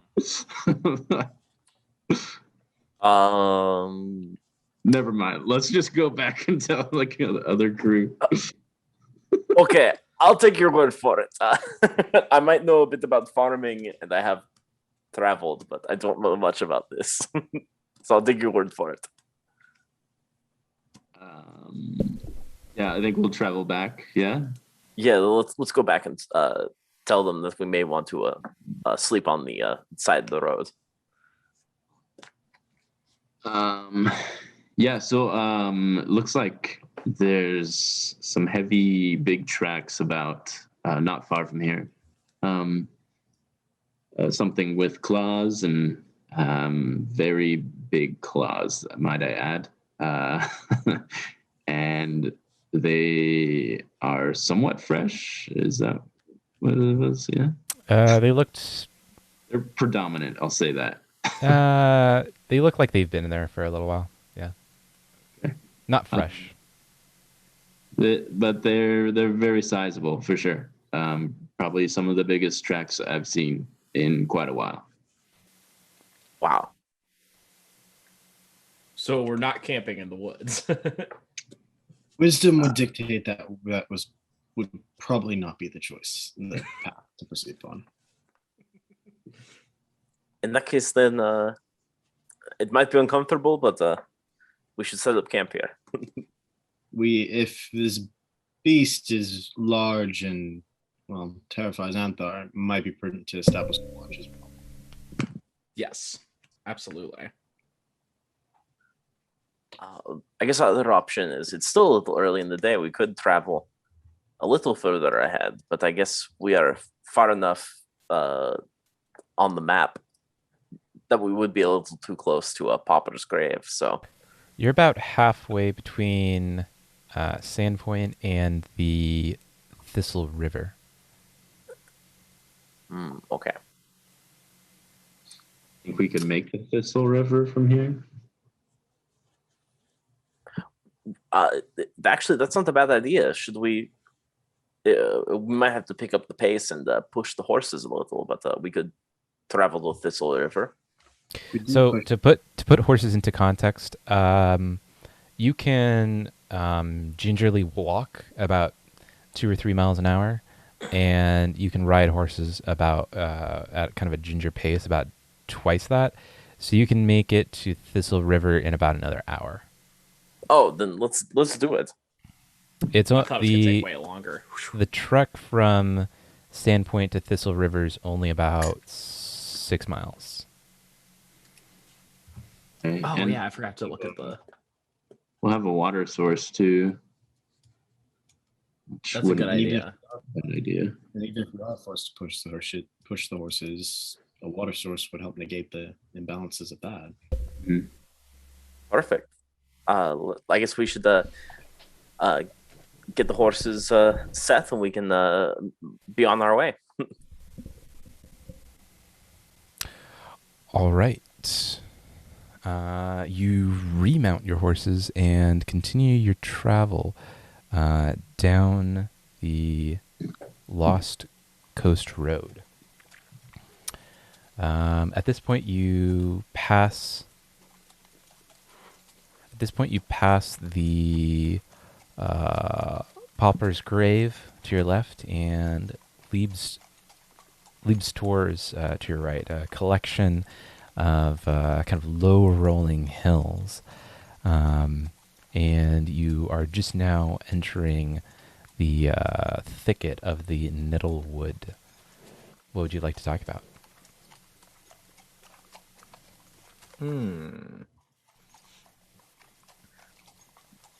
Does anyone know any good travel songs? Anything to sing on our journey? Well, we have this flute, which none of us are experts at, but Anthar, would you like to give it the spin? I'll show you what I got. Ooh, this will be a treat. Please do. No idea what to roll for this. Roll a performance. Oh, God. Oh, okay. 16.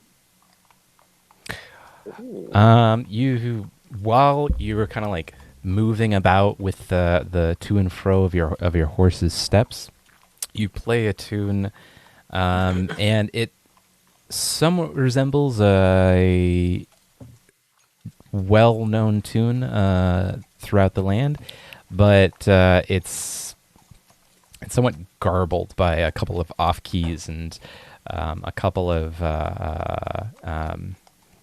mistimed notes.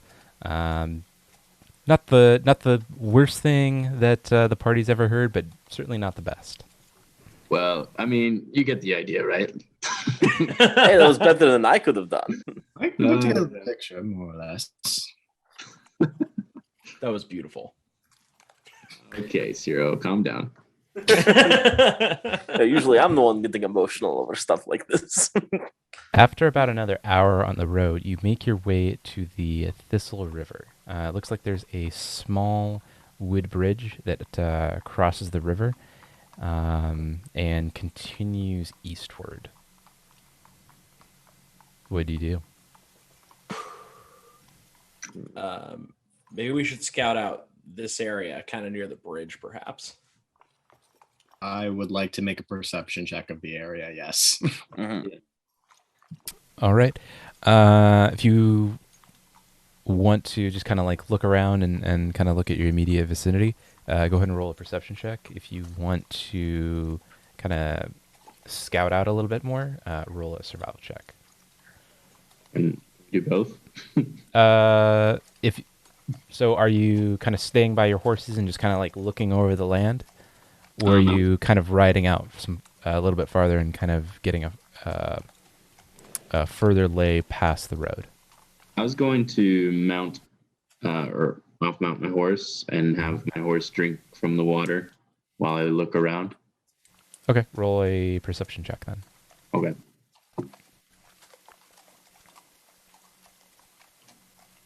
Um, 24. Okay. Looks like they're kind of in the immediate area around the river. Is kind of a low, not quite marshy, but a tad bit swampy region on either side of the river. Just past that, kind of turns into more of a grassy knoll with a couple of rolling hills, lightly rolling hills. That go on to the east. To the north and south, you can see the edge of the wood at a distance. But most of the region in the immediate vicinity is kind of tall grass.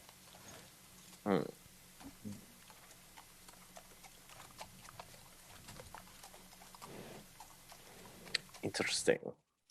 I'm gonna see if there's more of those tracks that we saw previously.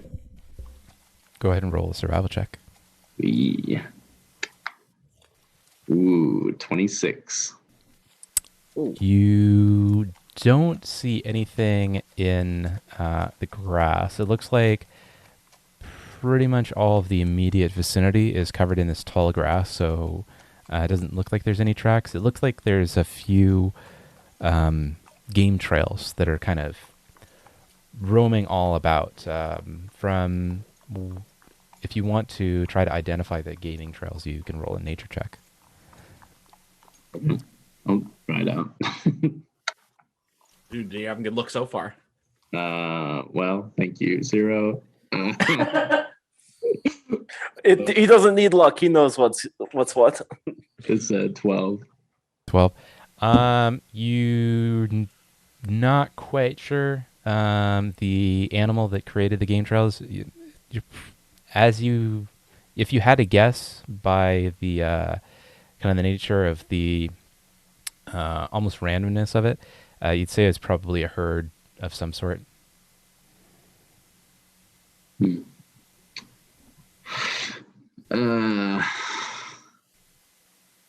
Guess it looks okay as far as our safety. I'm feeling better than we did when we last stopped. It seems that we are pretty close to Thistletop. Should we perhaps also scout out for potential goblins? See if there's any who are out and about. They might want to camp near the river as well. I'll take a look around, see if I can find anything. Roll a perception check. So you're looking at kind of in and around the river? Yeah, see if there's any maybe footprints or hoof prints, maybe if they... I actually don't know if the goblins are riding horses or not, but I'll look around for something like that. 14 plus 7, 21. Looks like you find what looks like to be a track of a kind of a small animal track. If you want to try to identify it, go ahead and roll a nature check. 16 plus 5, 21 again. You're fairly certain that the tracks that are there are from a dog of some sort. You're not entirely sure if it is a wolf or a rabid dog or a goblin dog. Does look like there are a couple other prints, kind of small boot prints. I'd like to examine that more as well. See if I can make any note of that. Go ahead and roll a perception check. 2 plus 7, 9. All you can identify it as is small boot prints. Does anyone else? So I noticed paw prints. I don't know if this is a wild dog or if it might be something the goblins are using. I see these small footprints. Does anyone else want to examine this? They might have a better eye for this than me.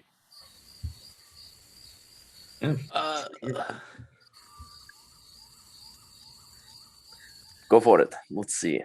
Are you sure it wasn't Ciro walking behind you? Actually, now as you say it.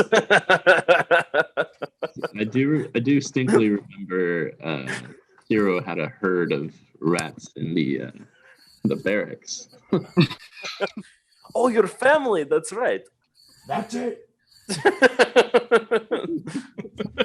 Indication that a plague is coming. If that's the case, are you immune to that, Ciro? Is that like you cool with that, or how does that work? Can you like Oh, yeah. call them off for us? Yeah, do you speak the rat language? Yeah, I can't wait for the coming apocalypse that my rat brother will bring upon us. Wow, that's did I say pretty that out messed. loud? We don't appease you with fine cheeses. Are you a Gouda fan, or what's your Listen, cheese? Perhaps. I'm a big that's the one thing about us. Like, no matter what, always a big fan of cheese. Cheeses. I mean, whew. Or do you like that that squeezy cheese? You know, the stuff that makes funny noises. Yeah, so I love all. I do suppose that makes sense. Skulls for the skull god, blood for the blood god, and cheese for the rat god. I love all the cheeses. I suppose.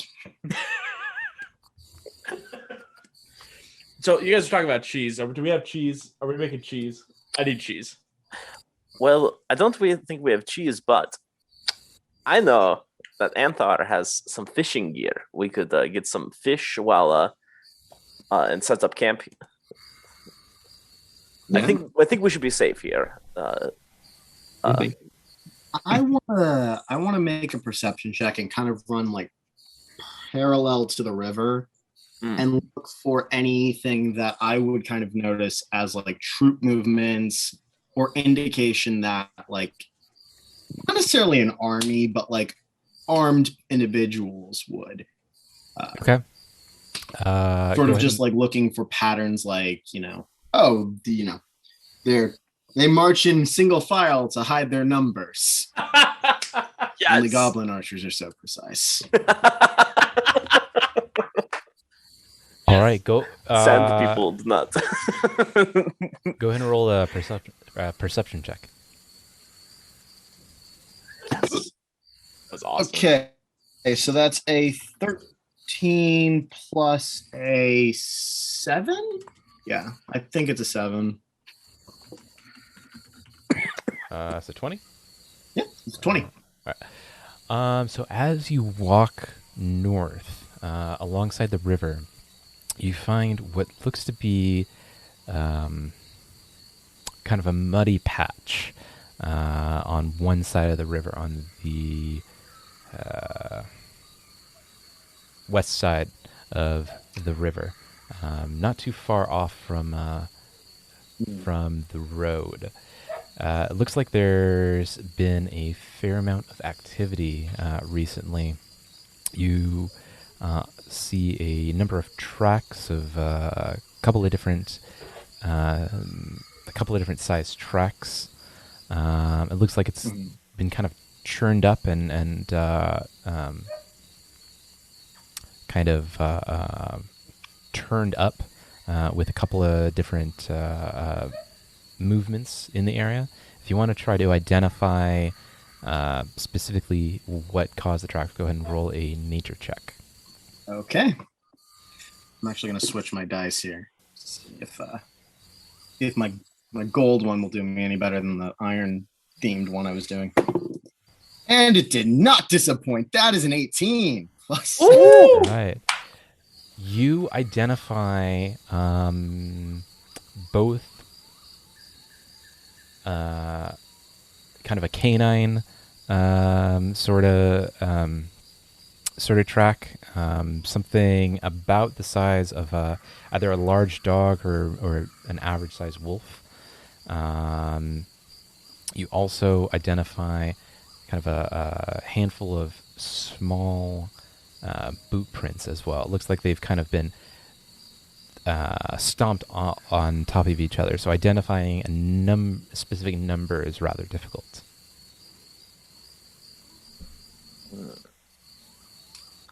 Can I divine which direction they likely were going?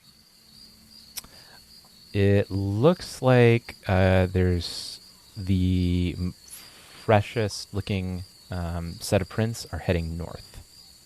And is that away or towards where we were going? That would be away from you. Okay. So the kind of mud spot is north of the road and kind of on the west side of the river. You guys, I assume, are right where the river and the road meet. So it's north of you, probably say 500 yards. Okay. I'm going to return and relay all that to my companions and just kind of say, from what I'm led to believe, we're on the right track, but they are moving away. I could not tell if they were moving at haste or not, but there are canine creatures of some sort, whether they are dogs or wolves, to be used as beasts of burden or beasts of war. It cannot be told. But we are on the right path, and they have been through here recently.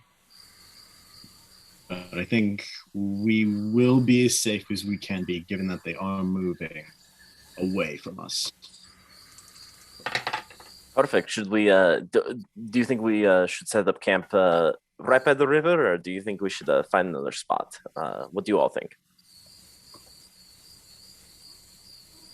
Well, if they're moving away from us, I guess it should be fine for us to set up camp here. I think we can.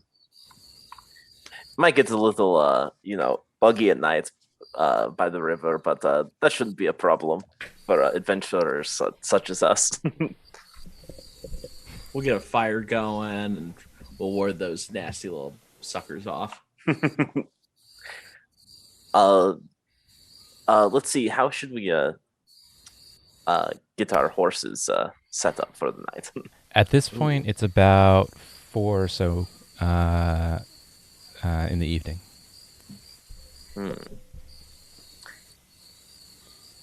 Or afternoon.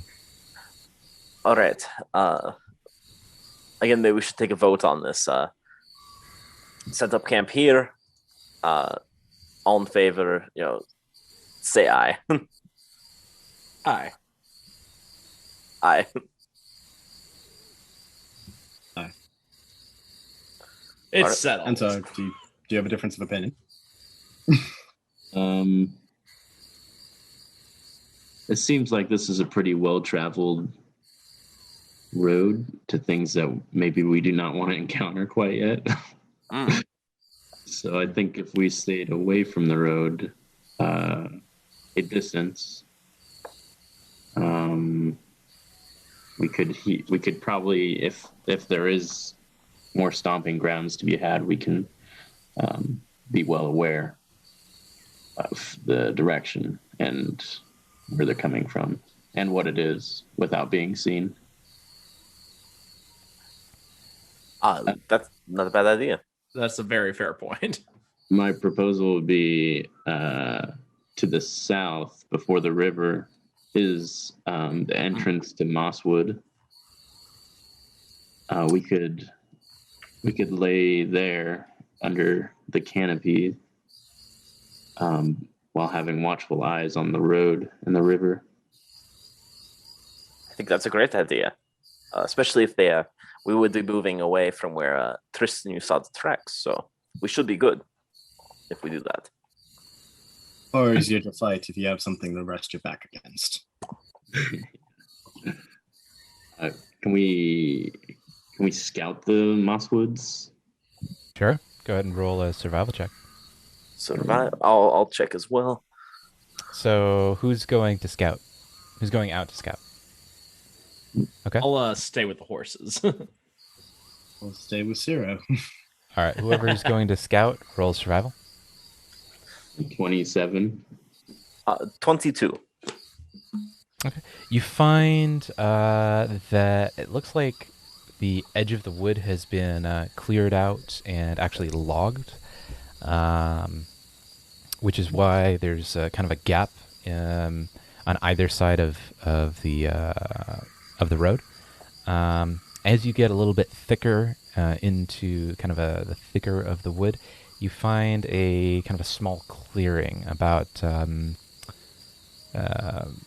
40 by 40 foot wide. It looks like there's kind of a small watering hole on one side. More of a mud puddle, really.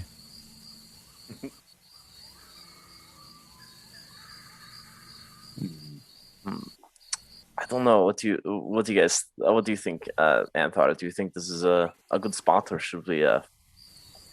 We would be out of. We would be well hidden as we're sleeping from this distance from the road. While you're at the in the clearing, you don't have visual on the road, nor does the road have visual on you. I would assume that, yeah, with the clearing. Are there tracks around, or are there? It doesn't look like there's any tracks there doesn't look like there's any tracks around.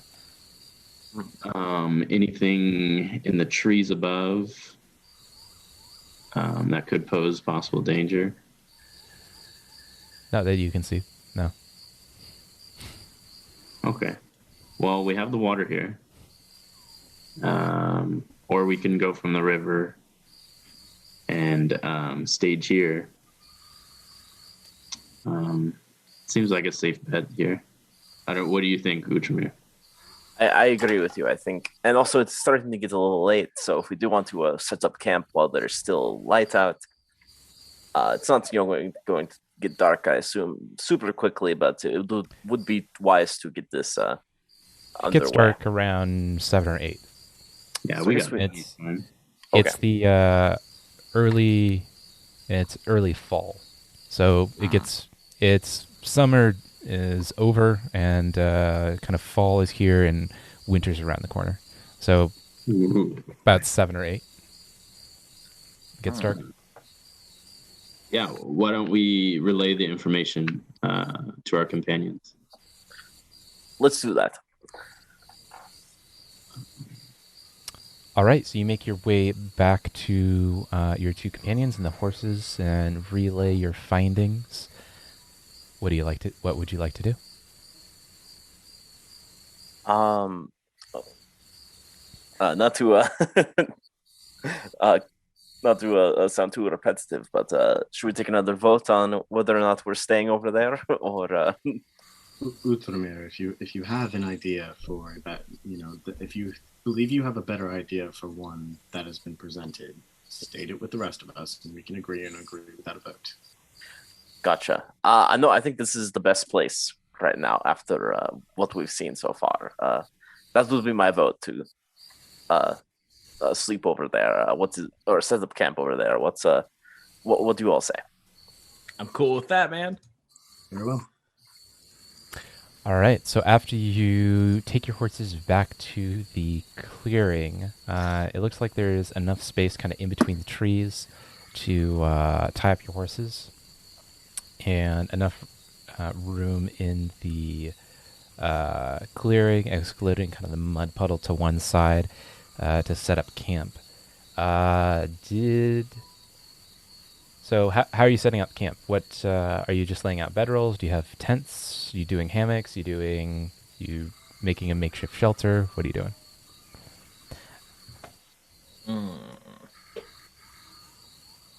Let's see. I've never done this camping before. I think I only have a bedroll. as you kind of make camp or begin to kind of become familiar with the area and begin to make camp, you can kind of see overhead that the clouds are not dark, but they're darker than they were earlier today. So we might have rain. It's no problem.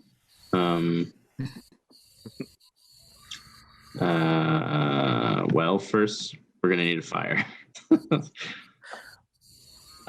With the kind of fine, clear. What do we have? There's a clearing of lumber already.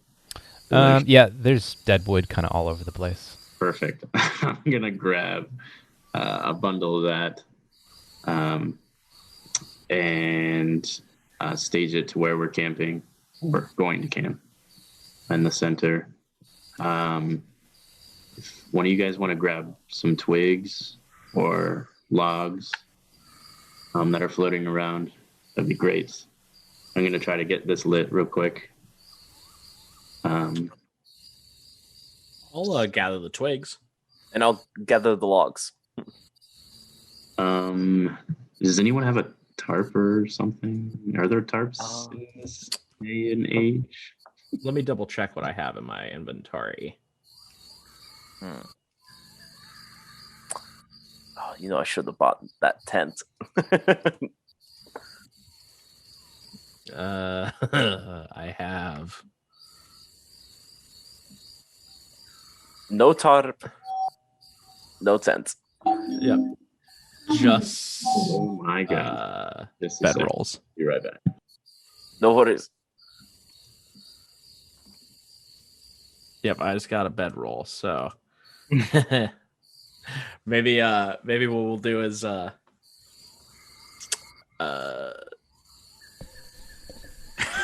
so used to this camping. Well, I guess we'll have the fire set up, and maybe we can just have our bed rolls around the fire, right? I'm going to try to see if I can't bring up any amateur training I received in my past and form a small lean-to that could probably comfortably kind of fit us, so that it's close, but it may protect us from any inclement weather. I love it. So we'll do that roll in a second. While he is putting together a lean-to, what are the two of you doing, Ciro and Utramir? I think we're gonna collect, or he's just gonna collect logs, and I'm gonna collect some sticks for the fire. Okay. Tristan, go ahead and roll a survival check. Don't fail me now. Oh, that's an 18. Hell yeah! So Just a straight 18 though. after spending about an hour working on a lean-to, it looks like you made one big enough for about one person. That is modestly waterproof. One person, because one person. Zero, and I mean theoretically he could kind of. It would hold about. If you guys want to cuddle, it could be big enough for one medium and one small sized creature. Otherwise, it would comfortably house one medium sized creature. Yeah.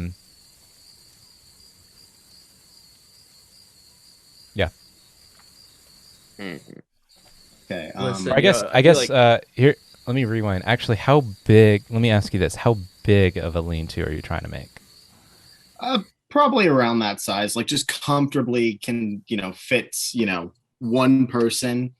Because in addition to kind of just fitting one person, I also want to be able like do what I do. Follow me. Let's see if we can't reverse engineer this a little bit. Figure out if we can all make this. So it is big enough then to hold one person comfortably, two medium creatures uncomfortably, and one medium and one small creature somewhat comfortably. You're definitely close, but You're keeping each other warm, so. Right.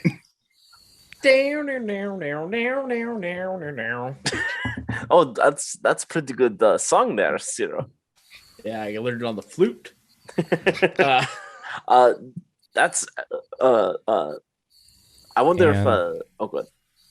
And while he was doing that, Siren and Utramir, you collect enough firewood for the rest of the night. Oh, perfect. You I thought we were still gonna have to haven't roll for lit. something. You still haven't lit the fire, however. And it Um, seems like the wood is reasonably dry. Maybe and we dead. should make a little area, like a little. Do we need to collect stones, like to surround around make a little fire area? I could, if you two want to take a look at what I've made here and see if you can't replicate it to a degree. I have a flint and steel that I could try to get the fire going. Perfect. Let's do that. Yeah, let's give it a try.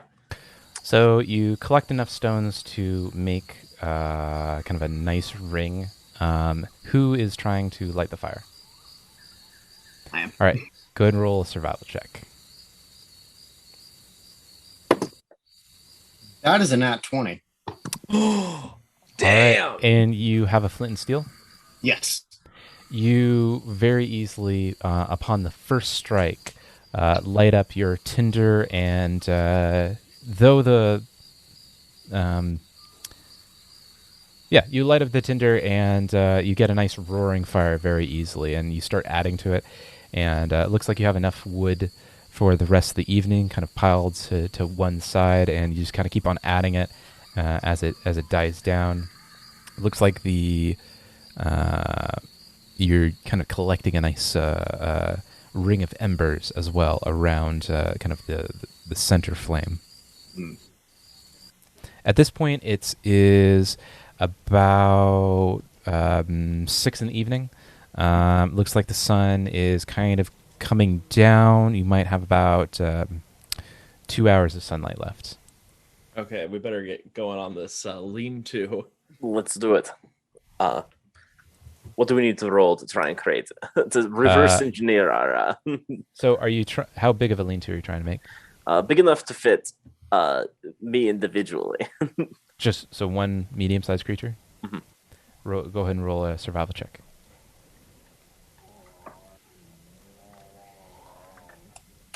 19. All right. You, after about an hour's work, you managed to set up a pretty water resistant lean-to with kind of the local shrubbery. Okay, I'm gonna try to build one, but I kind of want to go with that. I kind of want to go with Tristan's size. For about one comfortably house about one medium, one small creature, Yeah. and uncomfortably housed 2 medium creatures.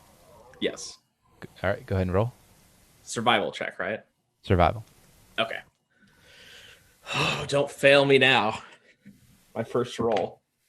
Fuck. 5. After about an hour's trials and tribulations, you have successfully created a pile of sticks, and you moved some shrubs from one end of the forest to the other. Successfully.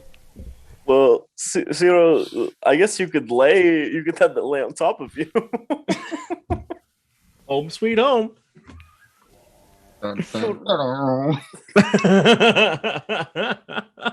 Do rat folk burrow? Is that kind of what this is? Like you're burrowing? Are you No, it's a lean-to, right? Look, it's totally a lean-to. do you mean to prop your cloak above it as sort of a makeshift tent? Right, something like that? Oh yeah, that's exactly what I was looking for. I'm just that good. Wait. Hey, Tristan, do you think he's full of shit right now? Absolutely, but let's not break his self-confidence, shall we? He Good tried point. his best. Good point. Good point. A very good, great effort. Ciro, why don't you mind the fire and why don't we see what we can do with your foundation here? Yes, we can build upon it. Yes. Well, it is pretty good, but you know what? I guess you got. I don't mind an extra set of hands. Maybe taking a look at it. Right, of course. All right, so you have about another hour before sunset, and at that point you'll be working by the campfire's light. Let's see, I guess we all have rations, right? Oh yeah, I have. Should we scout out or try to gain something off the land? It's not a bad idea. We could do some fishing. We could see if we can grab something before. Is Anthar's fishing gear and equipment still like here, or did he just? Ooh. I think he's still here. I know he's. I think he's being one with nature right now. I understand. He is an elf after all. I'm going to tactically acquire his fishing gear. And Good idea. Go fishing. I'm going to leave Utramir to sort of setting up the thing too, because quietly I'm like, I see that his is slightly better than mine. And I'm like, I don't want to embarrass myself. I'm going to go do something else now. I love it. I'll give your I'll give it the spin. See if I can improve upon your design. Might be kind of hard, but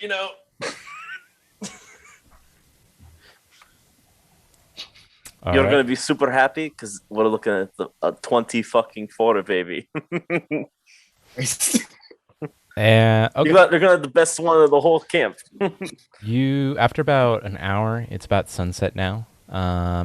You successfully create a lean-to that is pretty water resistant. Not So, waterproof, okay, I guess. but water resistant. But I guess I'll thank you for it, man. That's not too bad. Well, if I had a little extra time, it might include a little bookshelf in there. You could do that.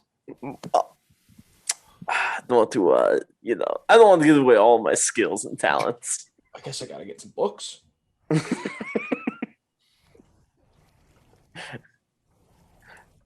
All right. So, anyone else doing anything with the last hour? I was going fishing.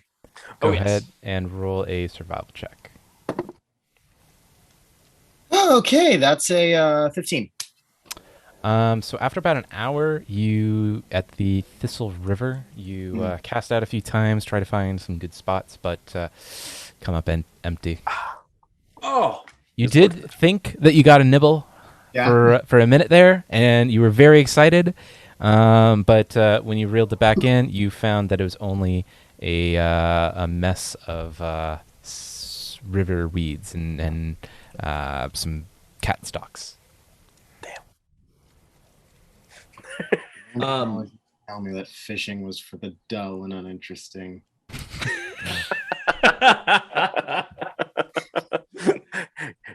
Maybe if I'm muttering that to myself, just thinking that to myself as I'm doing this, and then just as I come up with that read, I'm like, yeah. And at this point, the sun has gone down, and you are. Oh, could I do one thing before that? In that hour intro. Sure. What are you trying? Maybe I could do a little foraging around the camp. See if there's any maybe mushrooms or fruit that we could perhaps consume. Go ahead and roll a survival check.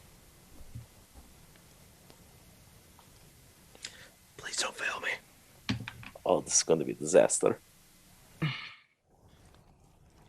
12. It's like saying the Q word on shift, man. Just bad luck. You look around, but it looks like you come up empty. It doesn't look like you found much of anything. Looks like all the shrubbery in this area is actually fairly well covered in like needles and moss. Probably should have tried to set up some like signals or something, you know. Damn. But I didn't. And we're here now. All right, it's about dusk now. Sun has now set. What would you like to do? You've now set up 3 lean-tos. 2 of them can comfortably house 1 person, and then the other can comfortably house 1 medium and 1 small person. I'm assuming I'm coming back like as all this is like done with just Right. Yeah. with the dejected look in my eye and just yeah. Oh, I see. I look to you and I'm like, I see you improved upon the foundations. Very well done. Thank you. Ciro, you're sharing that with Anthar. I hope you know. Hey, I'm cool with that. I mean, you know, he made it a little bigger, so I guess I could share it. Right. Just a little, little bigger. Yeah. I tragically had no luck when it came to fishing, so I think we're going to have to survive off of rations tonight. That's perfectly fine. I honestly doubt I would have done caught anything myself. I've never been one for the patience of fishing. I personally also had no luck foraging around the area for fruits and mushrooms and such. So you're not the only one who came up empty-handed. I suddenly feel better about all the times I was just silently going like, "Gotcha, gotcha."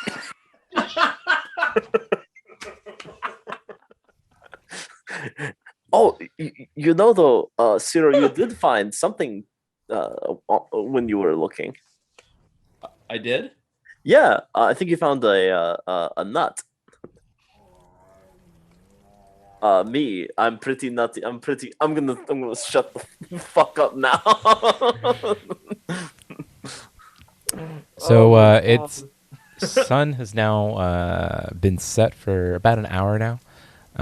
Looks like it's actually pretty dark. The only light emanating from the campfire, and its light quickly dissipates past the tree line of the clearing. What would you like to do? We should probably take shifts, right? We should probably take like shifts. Like some people have someone stay up for a while and keep watch, and maybe have everyone else sleep. Like to take which shift? I'll go Tristan, first. Oh, you'll go first. Okay, I'll I was gonna say go first. Tristan is our new party member. I felt like he would get the first choice, but okay, Ciro. I'll take whatever. I'm willing to contribute to the team. I'll take the middle shift then. If we split it up into sets of 3. While Anthar's off communing with nature. Right, Yes. must be a spiritual thing. I do not know much about that, to be honest. All right, so it looks like you can go ahead and take your shifts. Sorry, so I was looking at something else. What are the shifts? What's the first shift? Tristan and Ciro? I'm just the first Ciro. shift, and then it's Number 2. And then I guess I'm Mirror. taking the last shift. So I didn't quite explain this to Tristan. I have a little bit of homebrew on resting, kind of in the woods. Oh yeah, that's right. So instead of doing the normal 2-hour shifts, I like to do 2 3-hour shifts, and then the entire long rest is 6 hours instead of 8. It makes it easier if it's a party of 4. Anyway, so the first shift will be 3 hours, and that's your first half of the long rest. So yeah. So for whoever's taking the first shift, so who's taking the first shift? That'd be Only me. it'd only be 3 hours. Just Zero on his own. Yes. Okay. So Utramir and Tristan, you lie down under your lean-tos. Zero, you stand stout by the fire and kind of keep an eye on the ongoings on either side of you and just generally around the clearing. Go ahead and roll a perception check.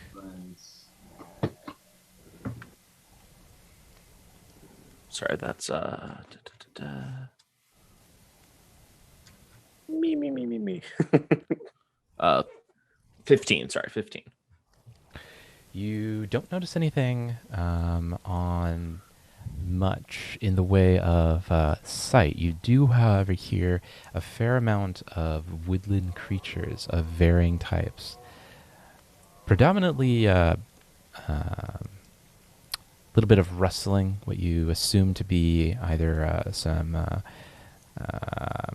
ground varmints or perhaps rabbits or squirrels or maybe even a rat or two. And as well as a couple birds in the trees, including a obnoxiously loud owl. Towards the end of your shift, as your shift ends, it begins to rain. And your shift ends, and Utramir and Tristan's shift begins. Hey, Utramir, it's your turn. All right.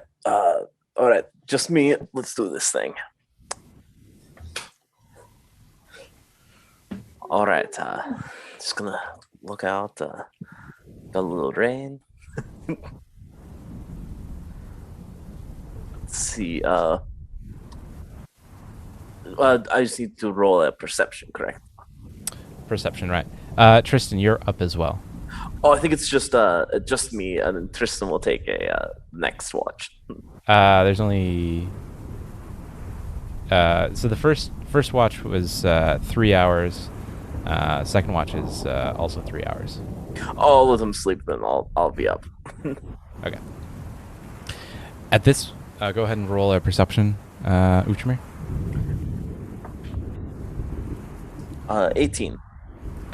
So you too also do not notice anything of significance. However, early on in your watch, the rain begins to fall in a heavier and heavier storm of water rushing from the skies. You even hear thunder and lightning at the off in the distance. So much so that Tristan and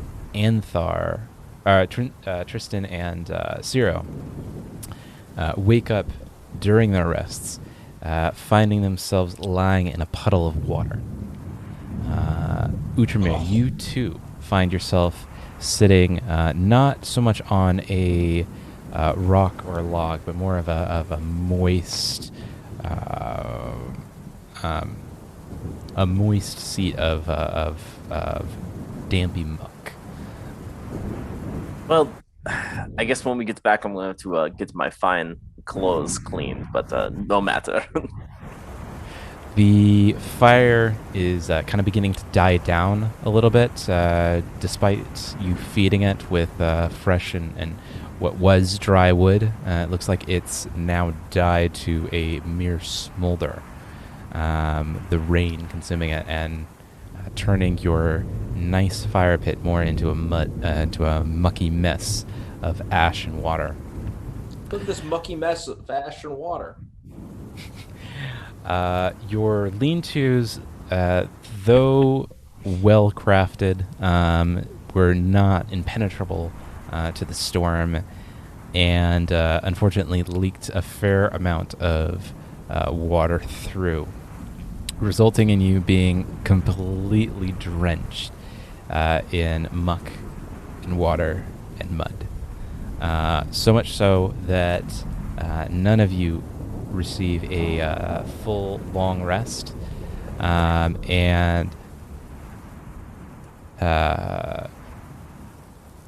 though you already had full health points and had full spells, so it doesn't really affect anything other than making you a little bit crankety, a little bit more tired for the day to come. And dirty. And dirty. Yes. You are... Waking up and feeling crankety. You know, my father said it was never a complete day or night without getting a little mud on you. And after a evening of some rest, but mostly just turning in mud and muck, you wake up a little bit tired, not fully rested, and as the sun begins to rise. What do you do? Okay. So since I'm already wet and I'm already filthy, I'm And just curious. Oh, sorry. And it looks like the storm is continuing, at least for the moment. Damn. But the sun's coming out. Huh? The sun is coming out, but it is being predominantly blocked by the dark clouds at the moment. But it is daytime. Okay. I was gonna say, I wonder how the river looks, like, you know, for a quick, not bath per se, but just like a quick wash down. But in a storm, I don't think that's a great idea. What to do, man? I'd be miserable. You know what I gotta do? I gotta take a leak. Well, at least he's In game and real life. in real life and in game. Does he think this is a game? This is life. This is life and death. I'm certainly too dirty for not to be real life. Hello? Right? Can y'all hear me? Oh, Yeah? Garrett, you Y'all there? can hear me? Yeah. Yeah. Okay, I'm going to try. So I'm doing this using the campfire.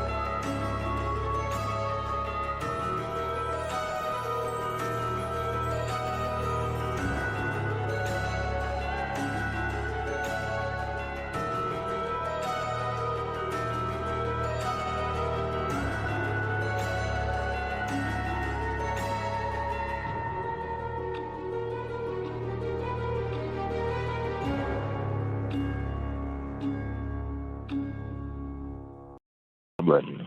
It could mean a person, could mean one of the goblin lords. I don't know. Your brother was supposed to be moving with us, was he not, Utramir? That's correct. That could very well be my brother's footprint. Maybe I should examine.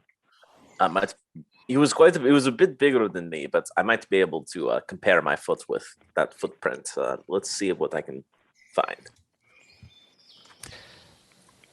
As you don't need to roll for that. Oh, I don't. Okay, never mind. As you put your foot down beside it, the outline of the boot print is fairly hard to read, but it looks like it's probably about your boot print, maybe a bit maybe a bit more. It's really difficult to tell in the mud after last night's deluge.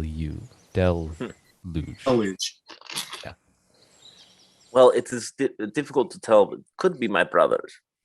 Could be one of the goblin heroes of Thistletop, but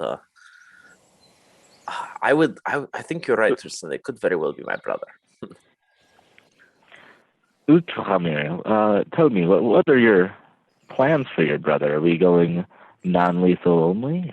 Or how do you plan on handling that? If we can take him alive, that would be greatly appreciated. I think I would like to bring him back home if possible. To have him face trial for the murder of my teacher. But if we cannot bring him in alive, I have accepted that we may have to kill him. We shall see. I will show restraint. We shall. I mean, he is a fearsome fighter. I cannot lie that he has beaten me more times than I have him. Yeah, well, you didn't have us. Very true. And he's in my home now. That's right. We're close. We're very close to your home. College. Actually, are we? We're very close, aren't we? We are. And I, Tristan, up and down. Not sure that we'll see my family, but they roam around these woods. If we do, I'd love to meet them, but if not, another time, perhaps. Yes. Shall we move? Actually, since Kaj, you know these woods pretty well, I assume, since your family is here. What's your recommendation for trying to get a little more information on the Thistletop goblins? The Thistletop goblins, well, I haven't dealt with them too much except when they rampage and whatnot. They're quite aggressive. Best not to show restraint against them. Should we? Do you think we should move quietly through these woods, or do you think do they usually stay out of the woods? They generally keep to themselves until they attack and do their little rampage parties. So, but they're quite dumb. I think that we can move with a bit of haste. Perfect. So we can make our way north, and when we we can just we can go from there. Any objections before we? Sorry, I feel like I don't even mean to be like saying. Hey, you know what? You keep doing what you're doing, Utramir. I appreciate you. All right. As you make your way north, you leave the safety of the Lost Coast Road. Who would like to navigate the party and take point? Not me. Oh gosh, like If it was me, it wouldn't end well. This the task of navigation will require the leader of the party to be adept at survival. Okay, I can Oh, do so that. down. Gosh, I think out of all of us, you have the most experience in these ways. These are your woods, and you clearly know how to survive better than we do. So perhaps it will be best if you took point. All right. And Go ahead and at this moment, I will call out into the woods in a language that y'all might not recognize, but it translates to "Go ahead, scout it out. Keep a keen scent out for their filthy scent."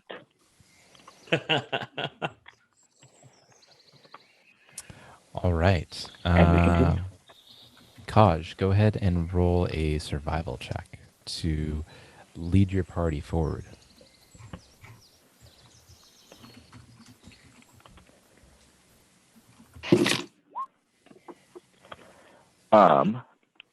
Would I be able to mark the footprint as my prey? Because it does count for tracking. Normally you would, but there's it because of last night's rainfall. There's very, very little to track. Okay. Then 25. All right.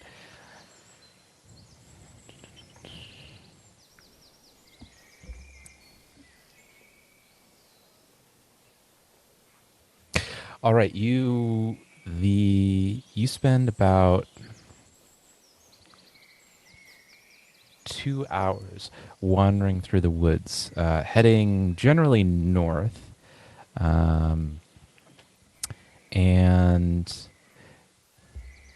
through the thicket of nettles and brush. The wood itself its canopy is made predominantly of evergreen trees, while the base of the excuse me, before I continue, are you on horseback or are you on foot? Probably I do horse. my best tracking on foot. The let me allow me to rephrase. The thickness of the brush and the significant concentration of the nettles would make horseback riding through it exceedingly difficult without doing significant damage to your horse. You on your on foot, however, can take some care to at least avoid the nettles. So, Oh, up to you. definitely I- got to be walking, right? I was gonna say that if we're following after him, we're probably gonna need all the the dexterity and the deftness of foot we can manage.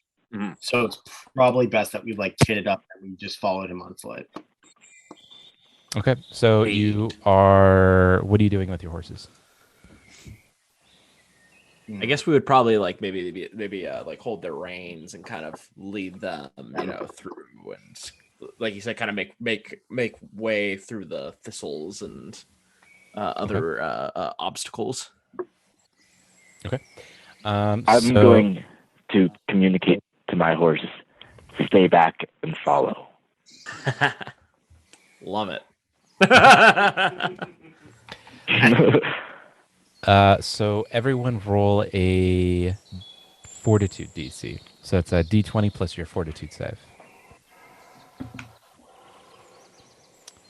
And for Tristan, that's on the top left of, or excuse me, kind of top center under saving throws on the character sheet. 18, my lord. 14. Natural 20, motherfucker. Whoa! Ooh, crit. What's 17 plus 9? I suck at math. 26. 26. All right. You make your way through the forest and manage to evade the kind of brushes of thick nettles. Kaj, go ahead and roll another survival check to orient yourself.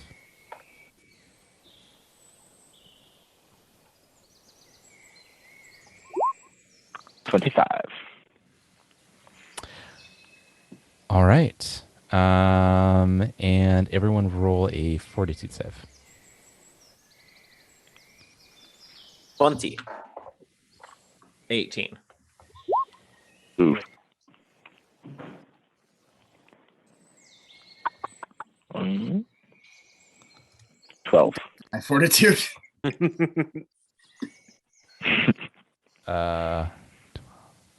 So we have Kaj, you rolled 12, and Tristan, what'd you roll? 18. Okay. So Kaj, you actually stumble through a patch of steering nettles, causing -1 to your dexterity modifier for the foreseeable future. Rip. Damn. How do I? Is there a way to mark that? Just on minus. Just turn it down to your, 16 instead of 18. write that down on your.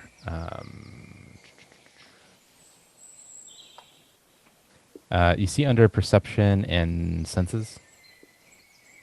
There's Yeah. a section for notes. Go ahead and write it there. I'm writing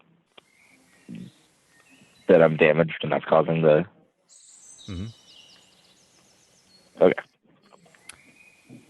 And change that 18 to a 16.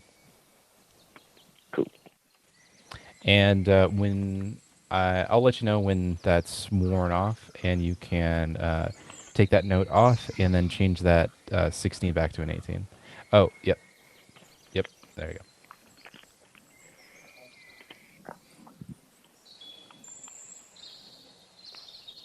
All right.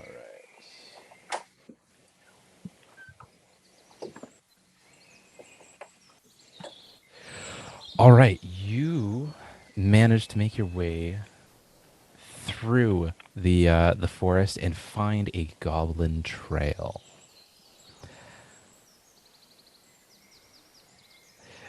You follow. Do you? It looks like the goblin trail is actually relatively fresh, even despite last night's rainfall. It looks like it was made within the last day or two. Do you follow? Closest Yes. gotten. We have to pursue. Let's What go. was that? We gotta pursue. We have to pursue. Let's do it. All right. How does searching for traps work? Isn't that a thing in the game that you need to do?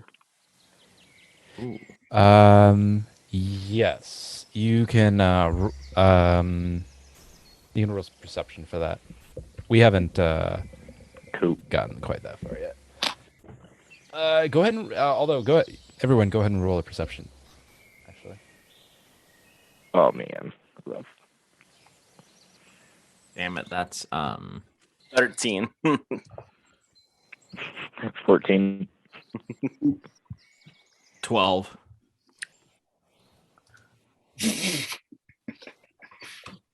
10.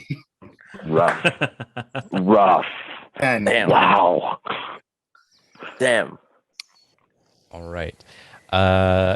Thankfully, you managed to find a relatively well-used goblin trail, and you managed to follow it well enough to a open clearing.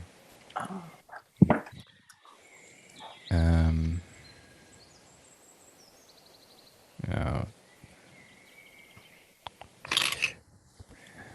Let's see. The brains and thistles grew randomly in a nettle wood of ever more dense and tangled brushes. close to the shore, although not quite dense enough to block the sound of waves crashing on the unseen shores to the west. The undergrowth is certainly thick enough to block sight and access to the coast. Few trees grow this close to the edge of the sea, but the brands themselves are often reach high levels to rival them. A patch of patches of nearly 20 feet high. In front of you, a arched wall of these nettles with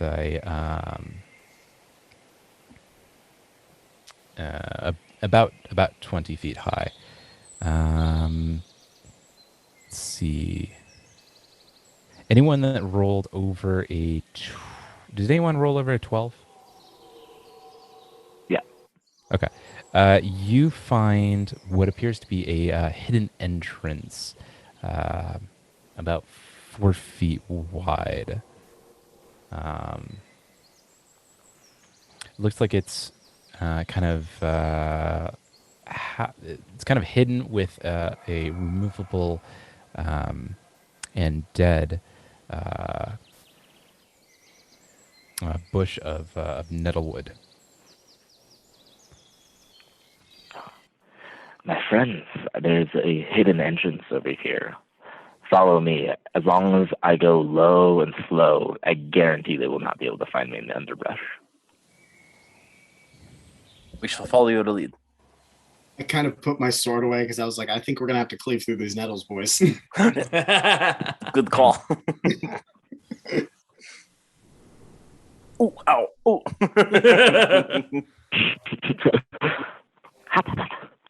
All right. All right. So, are you moving through the entrance? Yeah. Yes. All right. Who's going first? I do. Ooh. I feel like perhaps myself and Anthar might want to take up the rear. You're not gonna scurry That off sounds great. if the going gets rough, are you? Right? No. But I'm a lot more squishy than you guys are when it comes to a potential battle. Fair enough. I I will. All right. Go ahead and move. Oh, that sounded mean. Oh, What? I agree. You said I agree. you're squishy. I will go behind Kaj and I'll like sling my sword over my back so it's just not like dragging in the mud. Kind of like have all my stuff packed out, so I'm like, okay, if I need to get this done. All right. Go ahead and move your tokens forward. Whoever wants to go first and kind of enter the gate. Oh, is there tokens now? I don't see them. I just saw them actually. For me, I had to kind of zoom out a little bit, and It's at the very Oh, okay. bottom. Refreshing my page real quick.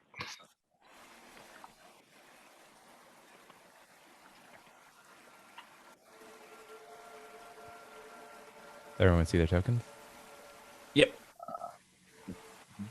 Kosh? Not yet. Mine's still rotating.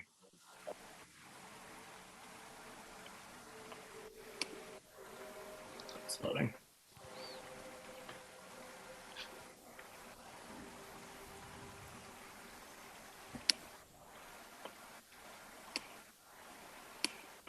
I think the very bottom. Oh shit! There we go. Where is everything? Yeah, I'm just getting a big black screen. Try zooming out. Is it the very bottom right? Yeah, it's at the bottom of the area. Yeah, all of it is just blacked out. Really. Try refreshing the page. Yeah.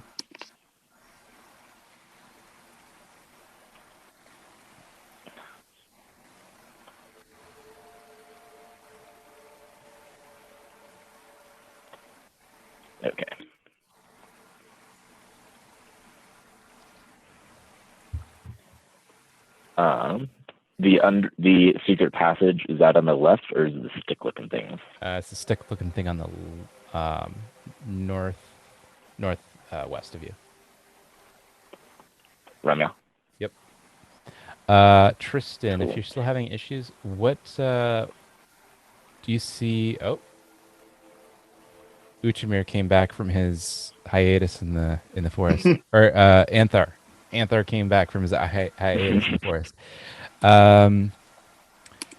We're on roll 20, Anthar. Jeez, what a long nap that was. Sorry, we try not to wake you. We put you on your horse, but Tristan, at the top right of your roll 20 window, do you see a percentage?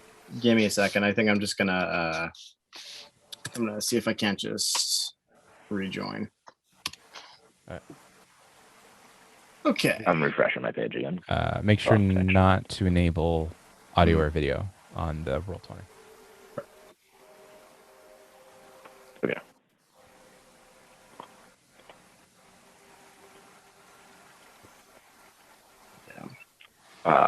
But as far as what my character is doing, I am going through the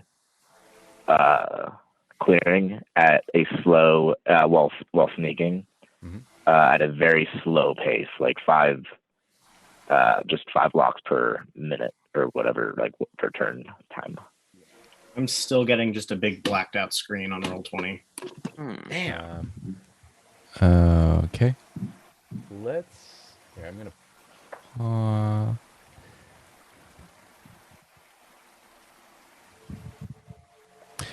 What percentage do you see at the top right of the window?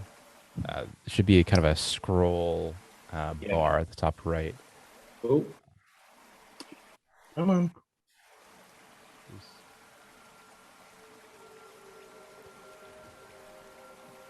Do you see that, Tristan?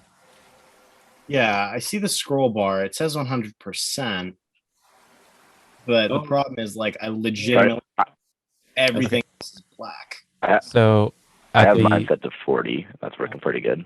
okay, Tristan, at the left of the window, you should see your tools options. At the top of that should be either an arrow or kind of a hand. Does it show an arrow or a hand? I got a hand now. A hand? Okay. Yeah. So once you have the hand, left click and just kind of drag and just kind of move your mouse around and see if you can find our Okay. I think I found it.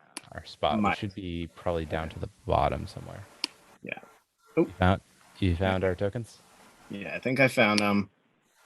Now I just got to zoom in. Okay. Excellent. So everyone sees their tokens, yeah? And the map that's revealed thus far. Excellent. Oh, is Kaj here too? We have the full party. Yeah, the whole buddy. party. Boy, holy cow. Nice. All right. So as you make your way forward,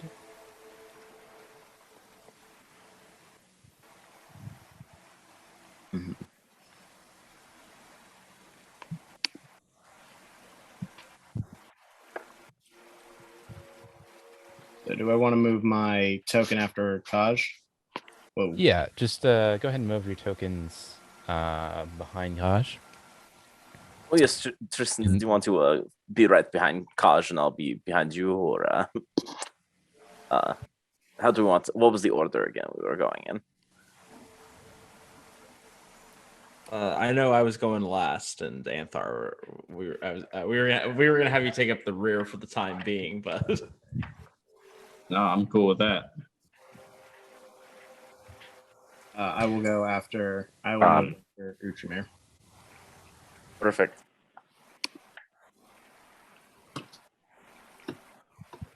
All right. One moment, my friends. I'm gonna go back to Zero real quick. Do you still have that spell that allows you to summon an invisible dude? Ooh. That would I be do. great right now. yeah, dude,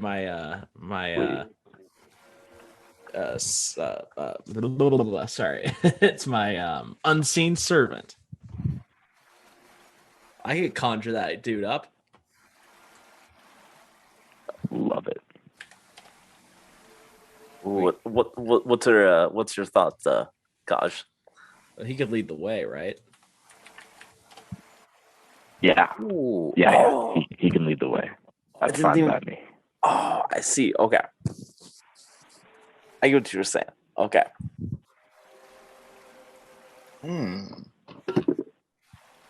All right.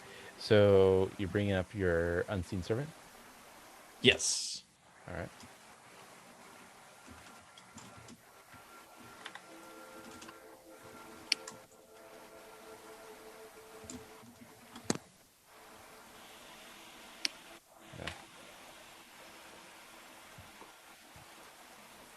Yeah.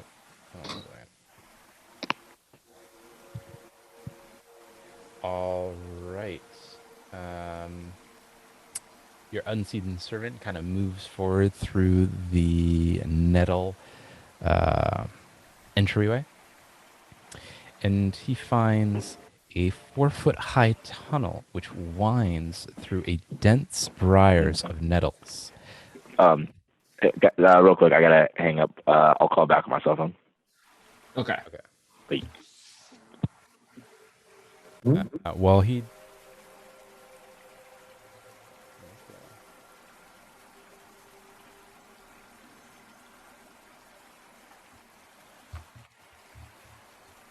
So, did anyone have any idea what he's got planned? here, let's. Yeah. While he does that, where was I? Well, let's all right, let's keep going forward.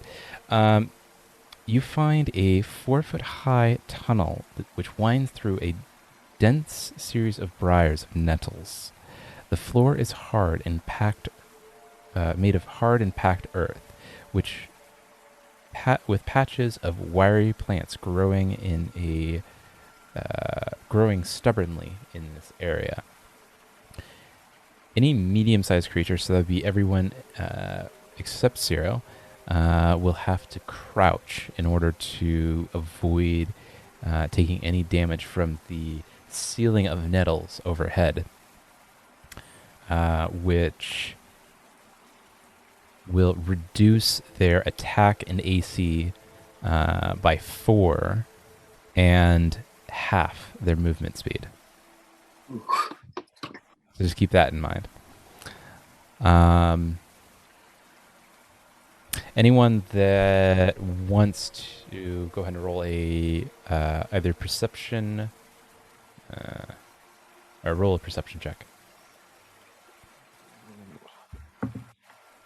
26. 16. 19.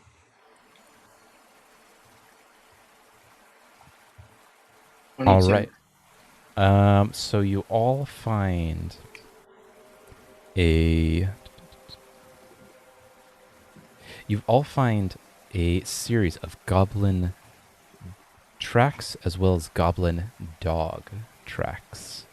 Looks like this area has been heavily used and kind of has been. It seems like goblins and goblin dogs have passed through this area pretty heavily, going a variety of directions. Anyone that wants to try tracking it, go ahead and roll a survival check. I guess I could try. 25.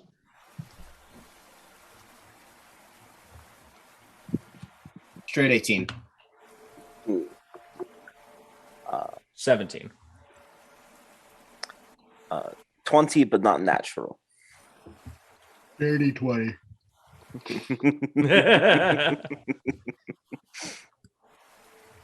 All right. It seems that everyone has noticed that the goblin tracks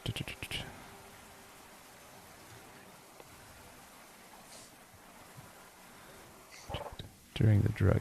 It seems that everyone notices that it looks like there's kind of a large object that has been dragged through the dirt, in addition to the goblin tracks.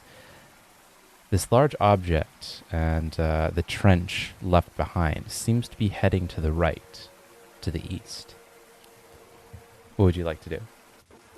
It looks like from your point, there are 3 passageways. One to the left, to the center, and to the right.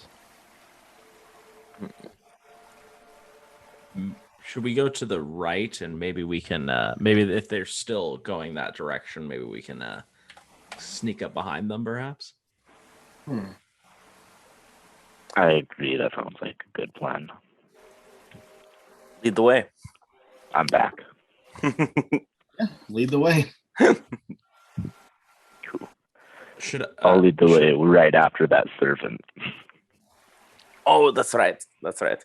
Yeah, you know what? I think I'm going to move up behind Kaj, just so I'm a little closer to the servant, and because I can control him within 60 feet. Good idea. To pick up and hand him forwards. Put me down, put me down. You'll be all right. We'll get ice cream later. I love ice cream. And popsicles. Is that what a popsicle is? Did we figure it out? Yes. Full circle. So I guess, yeah, let's head to the right, and we'll have the servant lead the way. And I think we can maybe stop at the base of that, the edge of the fog of war. All right. Go ahead and move your tokens. Okay. I don't have control over the servant. Oh, let me change that. Sorry, I just realized that. I clicked on him and nothing was happening. It's a disgrace. Be part of the council and not be master. It's insulting. It's insulting. Take a seat, Squire Skywalker. All right, you should have it now.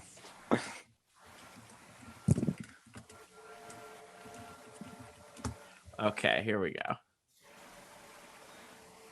So I will put him there.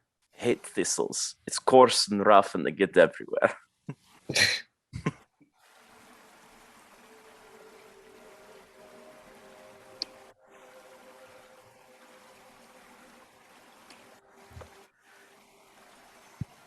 Okay, looks like that cleared it up a little bit.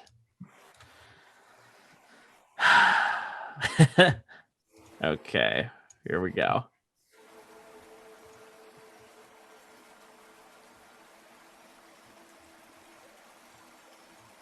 I think that's gonna be fine because that still keeps me, yeah, within the 60 feet. I mean, okay.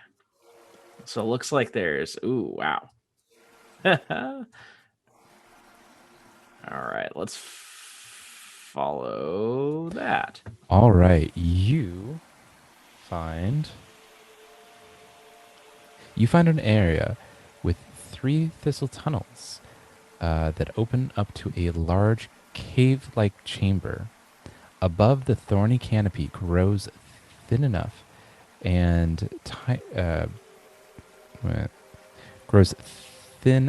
that the tiny slivers of the sky can be seen, while below the ground consists of trampled dirt. To the west, the distant sound of swashing waves echoes from the hole.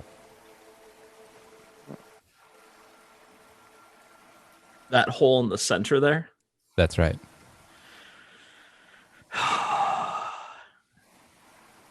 Well, let's dive in. Okay. All right, servant. Oh, To the hole. it would be between that and continuing forward. My concern would be then we have our back exposed from whatever may come out of this cave. True. Very That's true. a good point. Does the servant adhere to the laws of gravity? Because it is a hole in the ground. Right. He is. Let's see.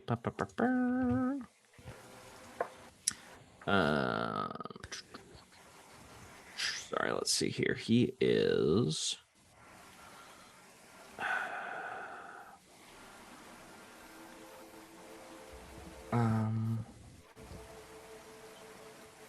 I would say. What's it defined as? Is it just defined as a spirit? It's generally how they describe it as it's a the physical body of the servant is made of force, so it can't like pass through solid objects or anything like that. So Okay. So I think then that laws of gravity do apply if it can't pass through walls. I'm assuming that the other laws of physics apply to it as well. Mhm. So does it go down the hole? yeah, All right. So as it goes down the hole, you hear kind of a movement of rocks as it kind of shifts against the wall, and you hear a splash at the bottom after a few moments of free fall. oh my gosh. Everybody ready for a swim? Well, I'm already wet, so Not gonna be much of a difference, right? I'm going to peek over the edge using my cat vision and see if I can make out anything. You can see down into the chamber. It looks like a chamber that leads downwards some distance. With you, if you had to guess, it would be past about 50 feet. At the bottom, you can hear. Actually, no, you can see. You can see past. You can see it goes down to water about 60 or 70 feet below you, with kind of swashing water and relatively calm water, actually, at the bottom. Still has Well, some- I'm not about to go for a swim for no reason, especially after a 50-foot drop. I'm also a little less concerned about people coming up behind us. So I say we continue. all right. I think we've lost the servant. Yeah, the servant is gone. He gone. Wait, do you mean he can never come back, or how does that work? Oh, he'll come back, but I don't want to waste any more spells on him. Gotcha. Cool. I'll In take that one. case, I'm- perfect. And I'll take up the I'm rear gonna- again. Cool.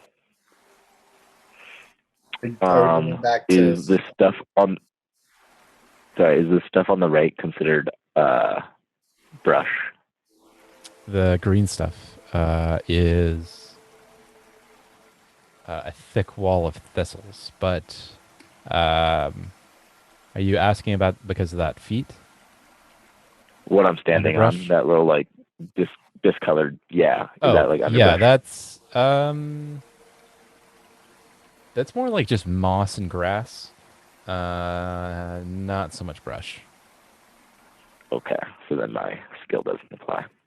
All right, well, continue. The thick walls would be considered brush, but they're also nettles, meaning that if you try to move through them, you're going to take damage. They guarantee damage opposed to before. Yeah. It's pretty thick at this I'm gonna continue in this normal. area. All right. So you're heading north? Okay.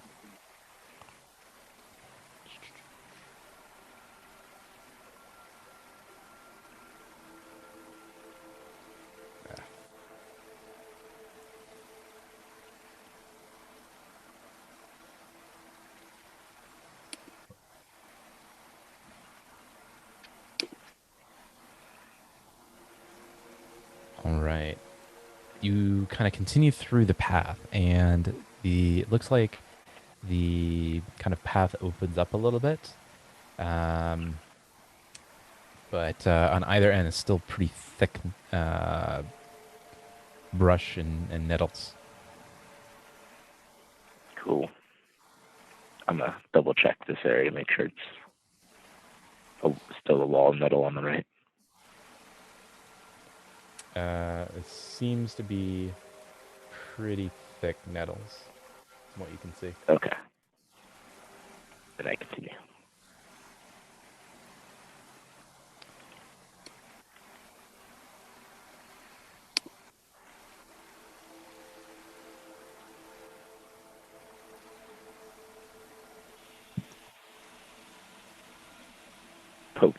Poke my head down here. All right. And everyone's just kind of following Kaj. Yeah. the whole time? Absolutely. All right. I'm going to draw my rapier, just in case. I would also like to point out that I'm sneaking this whole time. Right. All right. You find kind of a wider opening. Looks like it's been a little bit less trafficked, a little bit less used than some of the passageways and areas you were at before. What do y'all say? North or west? Subject matter expert, my friend. Trust your lead. I'm feeling north. Perfect.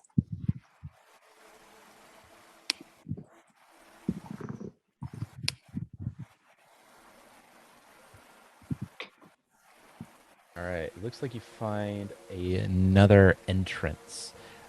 This one leading north. Do you make your way through it? Curiosity killed the cat.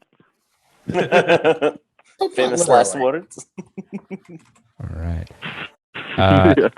Everyone that goes through it, roll a D reflex save. Even me?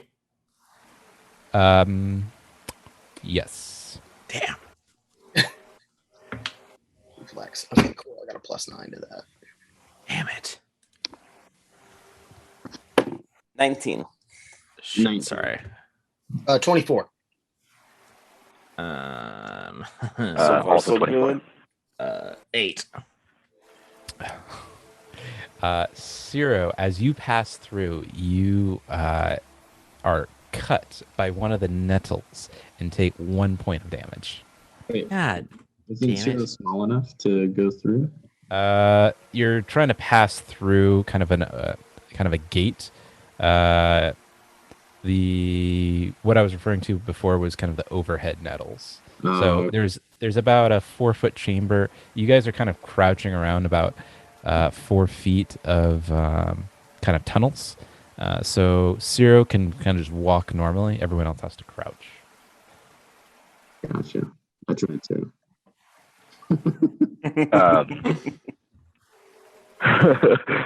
Random question. Are there any crows or other intelligent birds in the area?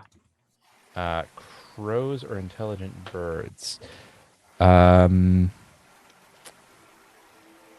Roll a perception check.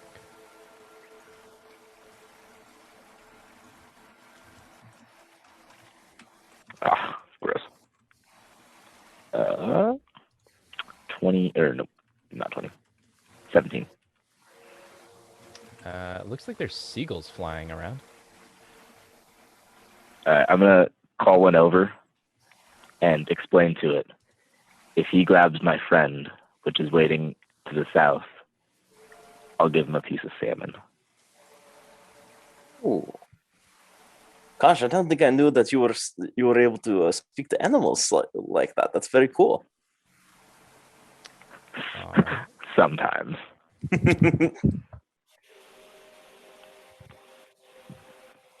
All right.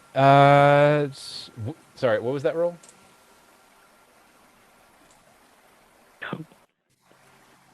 What was that? What was that roll? What was the roll? It was 17. 17. Oh, for what kind of roll? The perception? No, for the perception. Go ahead and roll a. Yeah, you see kind of a bunch of seagulls flying around. If you want to talk to them, roll a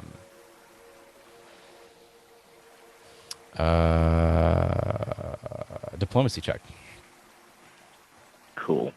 If there's a bunch of seagulls, I'm first going to take out the salmon, draw them all near, and explain to the group. Whichever one of them does it gets the thing. Okay. Looks like you've gathered the attention of about 5 seagulls. Each All one right. of them it kind of flies to you and kind of cocks its head as it gets to you, and not within about 5 feet off of you. Not quite sure if they should approach or not, but they seem to be interested in the salmon at least. I rolled a 15 on diplomacy. One reaches out and kind of eyes the salmon, and he doesn't seem to have quite understood what you were saying, but he seems more fixated on the salmon than anything else. Okay, I'm putting it away. We're moving on. All right. Seagulls are dumb, my friends. You need intelligent creatures for this to work. I hear you when you said that. All right. So what are you doing now? What was that? Oh, I was asking if the seagulls heard you when you said that. Oh, did they? No, because I used sorry. Anytime I'm talking to the animals, I'm speaking a foreign language. Oh, okay. So as you kind of make your way past the opening and fuddle around with the seagulls, you find to your right a rickety old rope ladder bridge, which kind of leads its way towards a what appears to be some sort of a fortification. How tall is the bridge? From where you are about at sea level, the bridge itself, however, rises up about 50 feet. So the bridge to your right is about 50 feet higher than you are, as well as the other side of the kind of island that it draws into.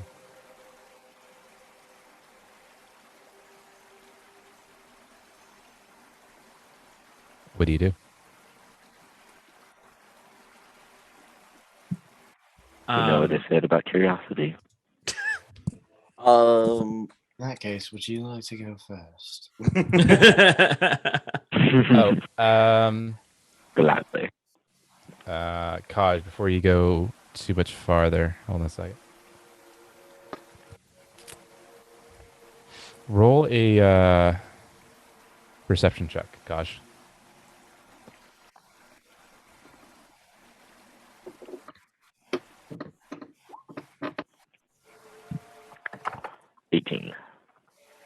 Okay.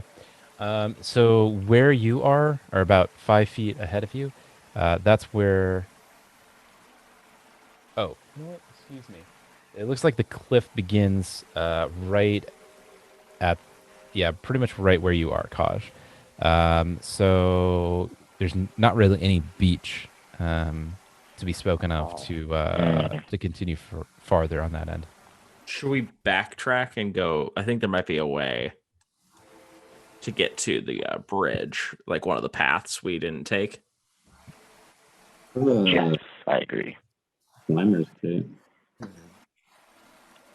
Might be able to get it up there. You'd have to go back through all those nettles. Uchamir, roll a perception check.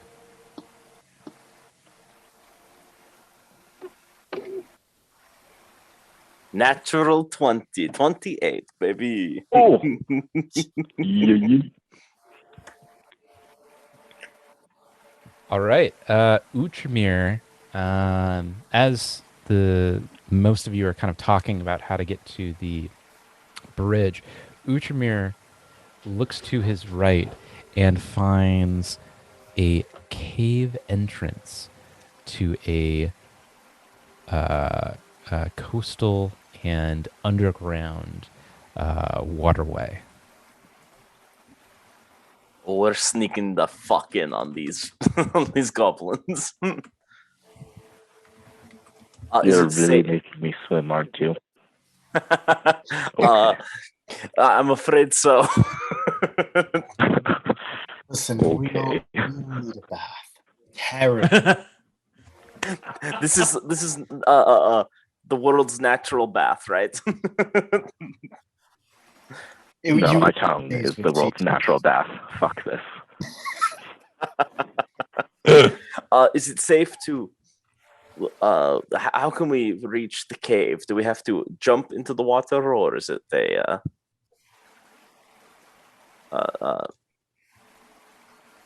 are we able to like maybe tie a rope and get our way in?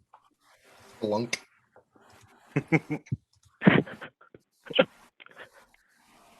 Probably just jump, right? Just a second here. Oh, no worries. Aim for the bushes. Oh wait.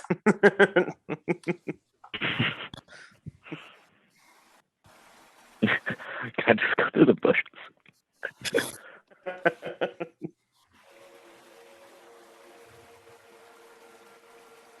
All right, there, gentlemen. It's your cave entrance. Oh, all right. Ooh. The forest spirit is not looking kindly on me.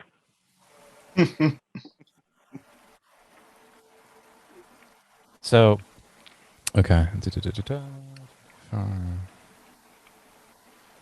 So, to enter the entrance, it looks like it's just large enough for one person to squeeze in at a time.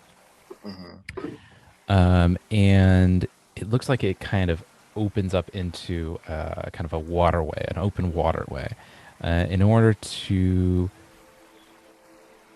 swim into the cave.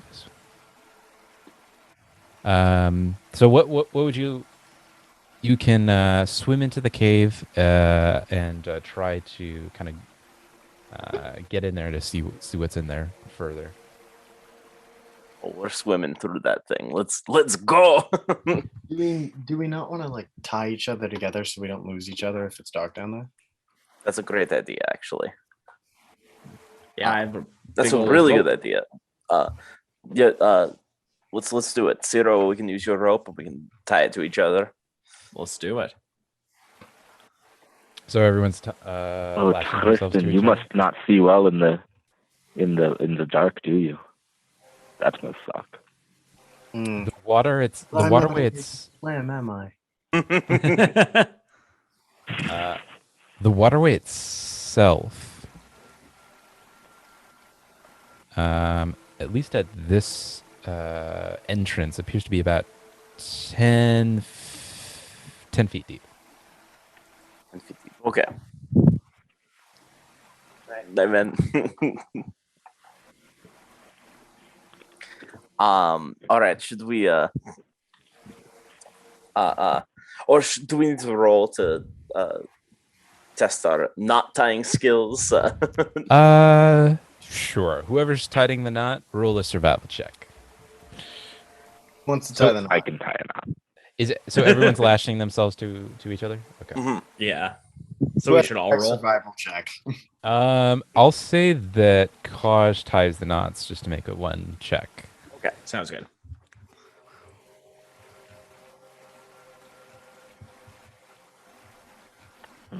Survival. Survival. Yep.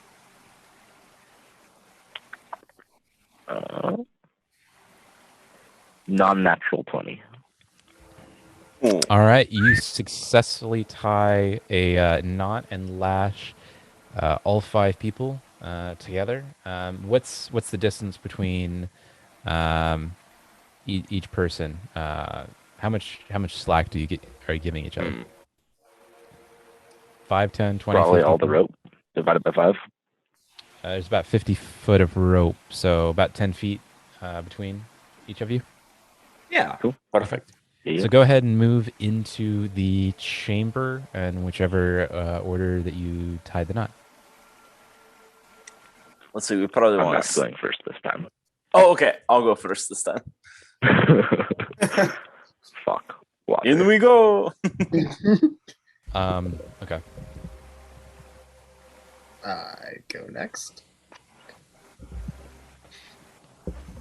Sorry, there we go. Kind of finding my way. I guess we could just move all the way in, can't we? All right. Now that you've kind of begun to get into the grotto, go ahead and roll. I'll do description first. A glittering grotto sparkles here, with all walls dripping with moisture and alive with sea urchins and anemones, full of tidal reef life. The cave's roof rises to a natural dome 10 feet above the water, where a 5-foot wide chimney rises through the roof into a shaft. The waters here are less choppy, but they are still far from calm. A 5-foot wide, 15-foot long ledge sits just above the water level to the south, which is that kind of sandy looking thing down at the bottom. And everyone that is now lashed, roll a athletics check, because now you are actively swimming. Not walking, but swimming. Athletics. Now you're speaking my language. Oh, hell yeah. 22. 17. 24. 11. Junkie. Anthar? 23. 23. Anthar, Utramir, and Tristan managed to swim effectively and without issue. Kaj and Ciro, however, are beginning to tread water towards the end of the rope. So much so that they're like actively trying to grasp at the sides of the wall to no effect. For the sides of the wall are so slick that there's nothing to grasp onto to levy themselves.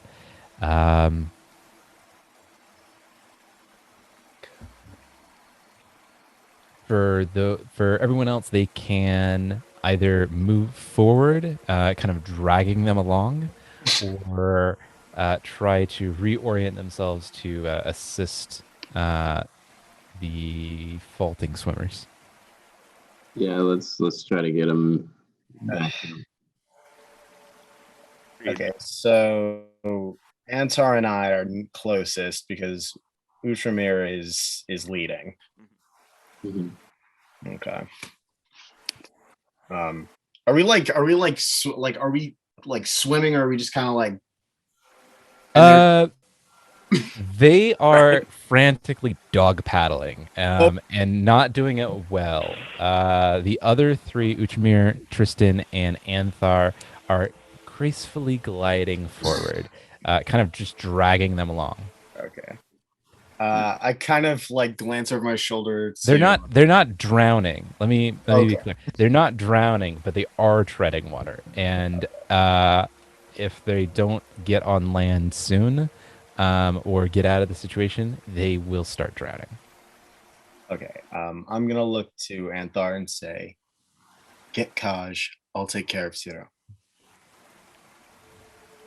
He's further back in the rotation, so he probably has a little. He's probably a little closer and has a little more lead. Whereas I could just be like, "Ah!" Oh, All right. So go ahead, Tristan and Anthar, go ahead and roll athletic checks again. Ciro and Kaj also roll athletic checks. Oof. Oh, I don't so think I'm much gonna get better. better than the 17. It's a 20. Oh, 7. 21. Tristan, what was yours? 27. 27. Ooh. Tristan and Ciro managed to rebalance themselves in the water perfectly adequately. Anthar tries to assist Kaj, but if you've ever seen a cat, one of those horrible videos where a cat is being like drenched in water and it's clearly not having a good time, that's Kaj right now. He looks more like a wet fur ball, and he is frantically scratching at the walls, leaving marks behind, as Ciro attempts to get him back in line to little avail. And unfortunately, because you are all tied together, Shit, are we moving backwards now? you're just kind of all in the same spot at the moment. And at this point, everyone roll. Everyone God. roll a perception check. God.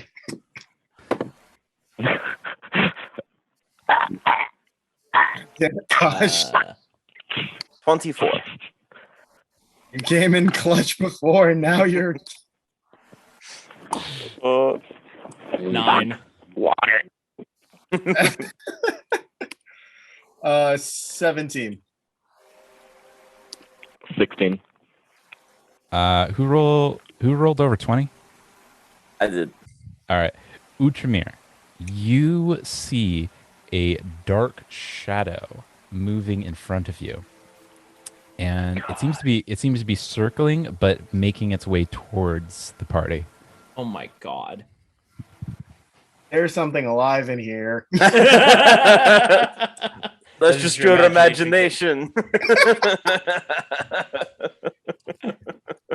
Fuck. Okay. Okay, there's something legit moving towards us. We either need to back the fuck out of here, or we need to swim for our lives for this for the little All right, if something is in the water, somebody grab Kaj by his neck and drag him along if we have to, because we need to be moving right now. right now. Let's go. We're gonna go forward? We're going forward. All right, everyone roll another on my athletics check. shoulders. A little rat pack. Yes. Oh, natural 20. Okay. 3. Are we rolling athletics again? Athletics again. Oh, sweet. 15. That is a dirty 20. All right. 19. Anthar, what was yours? 23. 23. All right. Now, it appears that Utramir is beginning to tread water, but kind of can make it okay. Utramir can move about 10 feet. Everyone else can move about 20 feet forward. Or, excuse me. Everyone else can move 30 feet forward. Or in whichever direction. 30 feet in here, sorry. Okay, right about there. Let's see. Something like that, right? Yeah. I'm guessing we're like, we'll call it something like that. Here I come. All right. Everyone roll initiative. Ah. Oh, I hate you so much. I gave you this is guys. gonna I gave you guys so Oh much my God. rope on that one. Natural God. fucking 1. I almost 23. I All right. rolled that's a 19 plus my initiative modifier, which is It's perception modifier. So initiative in Pathfinder 2 is D20 plus your perception modifier. Yeah, 26. 20 what? 6. 26. Just his age, ironically. And Utramir, what was yours? I'm going to enact. Right. What's it called? Sorry. Nice. Yes, panache. But there's whatever the name of it is. Basically, what is it? Damn it. There's a name for it. After you. That's what it's called. When I go last. Gotcha. And Anthar, what was yours? 24. 24. One up. Which makes 19. All right. Tristan, you are up first, sir. So, and we'll kind of take this slow a little bit because I know this is your first Pathfinder version. So basically, you have a turn and 3 actions to take. However, given your current predicament, being tied to each other in the water, you're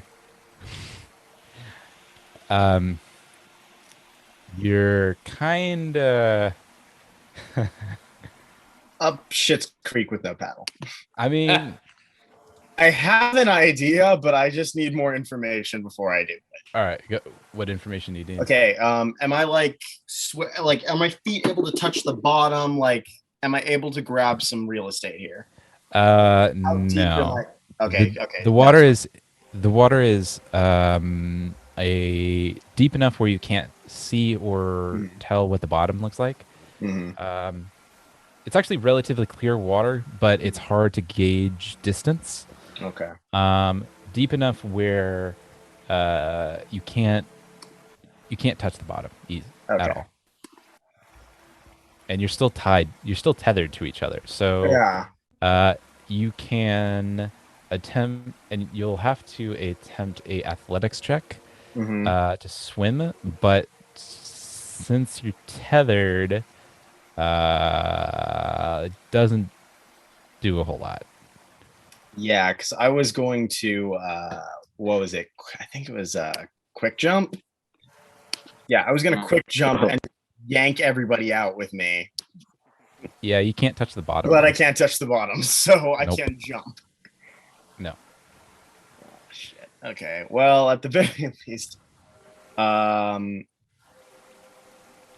so I know that everything's alive in here. I'm basically just going to be all like, screw this. I'm mad dashing. So I'm channeling my inner Sir Michael of Phelps. And just mad dash freestyling for the distant shore. Like, we got to go. So you're trying to pull everyone with Yeah, I'm just pulling everyone. I'm like, that's it. Bayard powered engine. Let's go.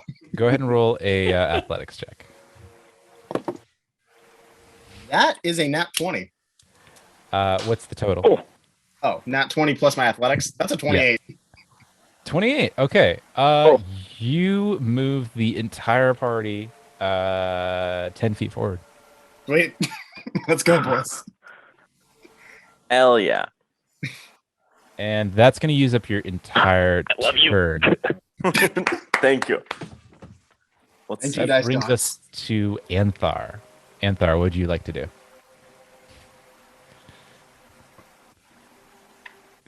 I'll pass. That's good. I'll pass. Yikes.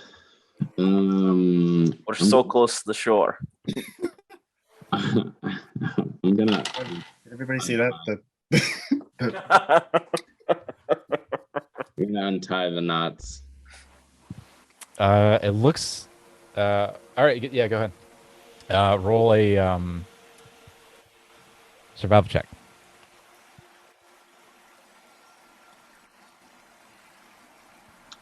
Uh, 8, 26.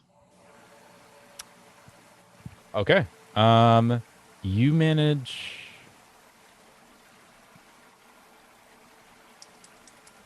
So you're trying to untie like the knot that attaches you to the rest of the party. Yeah. Okay. You managed to untie that knot, but you struggle significantly with the rope having swelled with the amount of water, making it extremely difficult to untie. But you just barely managed to untie the knot, and you are now free from the tethered party, and can r- move normally as you would under with water. So you still need to roll an athletics check to either remain where you are or move. Yeah, I'm getting to that land. Roll an athletics check.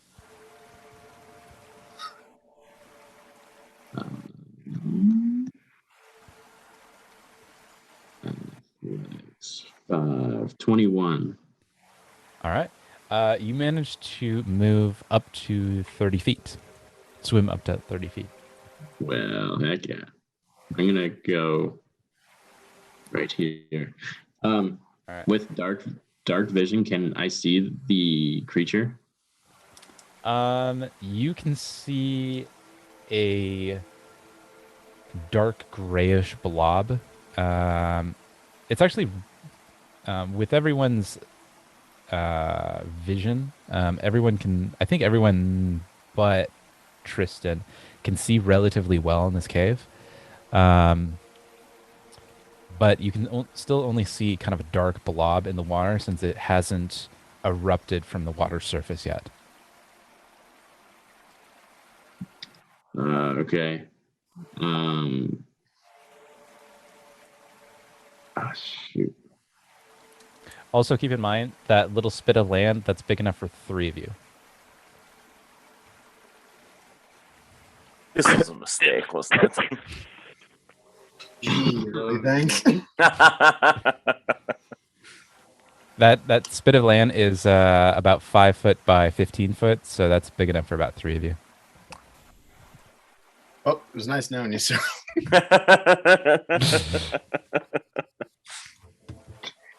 Bummer, man. Oh, horrible sea monster, we offer you this tasty and delicious snack. Right. I swear he doesn't have any disease. He may look like a rat. He is a rat. No plague. This guy. I'm gonna designate whatever's in the water as my prey. That's my last action. Okay. That brings us to Ciro. All right. Here's what I'm gonna do, guys. I bravely ran away. I want to swim back not towards the shore, but the opposite direction. You're still tethered, but you can go ahead and roll in the athletics if you want to try. Fuck, that's right. I'm tethered. You know, you got big, sharp, pointy teeth. You could like bite into that shit. Okay, first action. I'm All gonna draw that my hard dagger. work. I know. I'm gonna draw my dagger. Okay, that's an action. Yep. I'm gonna try to cut the rope now. All right, you successfully cut the rope. Your last action is going to have to be an athletics check to either remain where you are or move. Okay. Definitely want to move. Because you're still in water. That's right. Many, many, many times your height deep. Ooh! 1 sec. My athletics. 21. All right, you managed to All right, you can swim up to 30 feet. 30 feet. Okay, let's see. That takes me right there. Oh, sorry, not that far. There we go. Since All Kaj is still attached to me, do I drag him with me? I thought you cut your own my rope. God, I swear to Oh, I Christ. did. No, you're right. You're right. I did. Sorry. So Totally the blanked. only people that are literally murder you. Sorry, Kaj. So the only people that are still attached to ropes are Tristan, Uchamir, and Kaj, if I'm not mistaken. Correct. All right, what's called the bunyip is up, and let's see how it does. Man, I'm such a coward. Yeah, you're our sorcerer. Get the fuck back here.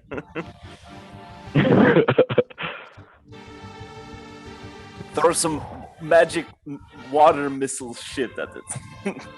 All right, so it's going straight for Utramir. It's going for Utramir. Fucking called it. Come at me, you ugly sea beast. If we're going to hell, I'm going to take some sushi with me.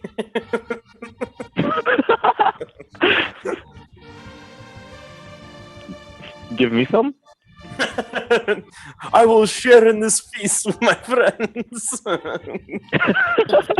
Gosh, he's a fucking liability right now.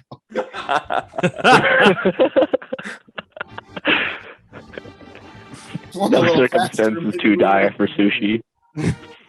All right, so it is going straight for Utramir, and because you're not underwater, but you're in water, you're taking significant damages to your AC, or minuses to your AC. So let's see how we did here. Holy shit! Look at that. That's One ugly motherfucker. so. Oh my god. Jeez Louise. All right. Wait,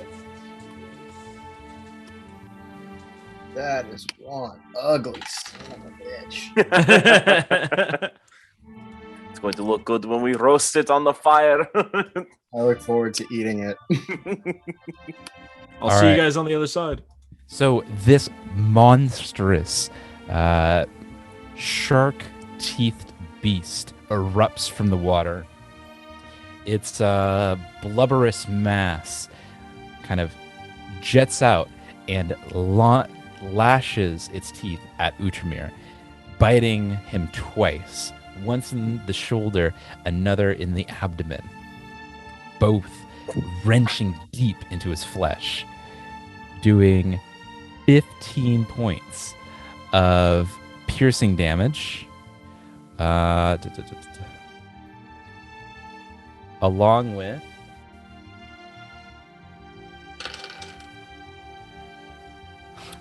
9 points of persistent bleed Good damage, Lord. which is going to continue until it's mended, especially in the water aquatic scenario in which you find yourself. Good gravy. Holy shit. That will end the Bunyip's turn. Uchamir, you're up. Oh, actually, I go last. So, Oh, okay. yeah. On pussy tat. Does the natural one beat the after you? Natural one. No, on the. Oh, Because Uchamir went last, so Kaj had a natural one. Wait, you don't. What's your perception modifier? What'd you get, Kaj? You got. Oh, something. so 11. Oh, Sorry. you got 11. Okay. There we go. But it's a natural one. In either case, Kaj, you're up. What are you doing? Cool. You're I'm. still tethered. I don't give a fuck. I'm getting the fuck out of this water. yeah, Kaj, join me. Full speed. Oh, yay! 19.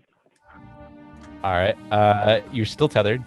So you can. No, If you, right? Because Seer cut it. I think he cut himself. Still tied to me. And still- me. him. You're still tied You- to Tristan Uchamir at the moment. Okay. So I'm just swimming to the shore, though. You could cut it. You could cut the rope. Yeah, you can Do cut the that. rope. Well, if it's just a Nutrimere, it shouldn't be an issue, right?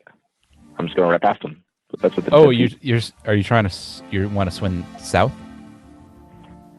I want land.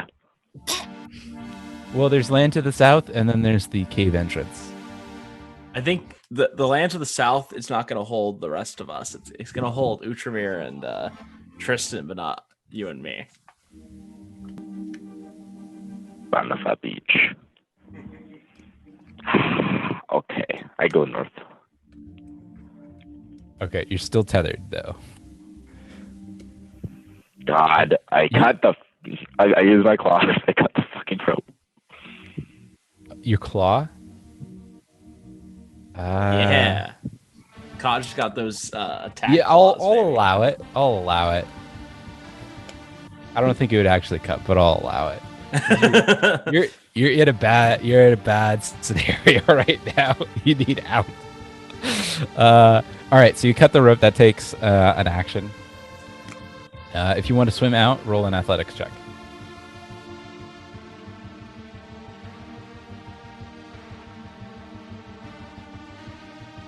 Kaj? Oh, Kaj, you still there? We lose him? You might have lost Kaj. oh shit. All right. It is 11:29, so he might have dropped. Mm, You're right. Yep. all right. Do Well, you want me to roll for Kaj? here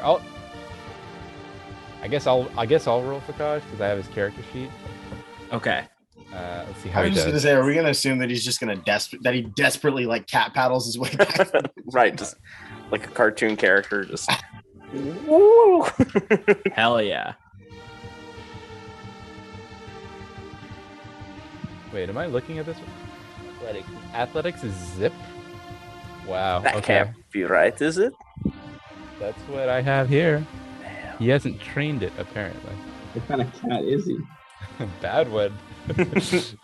Okay, he rolls a 13. So he is treading water, really bad, and he's not looking so hot. Uchamir, you're up.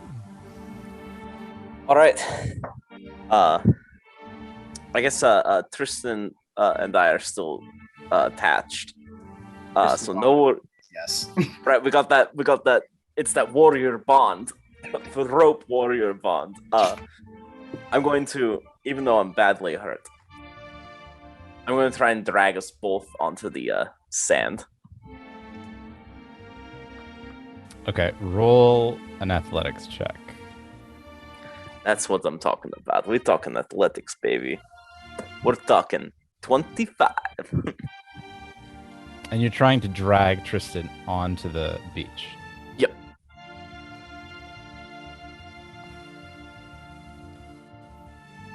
You only just barely get him up onto the beach. So there's That- enough room for 3 of you there. Yeah. And then I have a minor healing potion, so I'm going to use that. Take Okay. it out for one move, for the second move, and 3 to drink it. Okay. Sounds good. D8. Did you have that on a bandolier in front on your chest? Yeah, You can take it out and use it on single action. Then you have one Oh. action left. perfect. Let's see how much it's D8. So 6. Gonna need all the health I can get.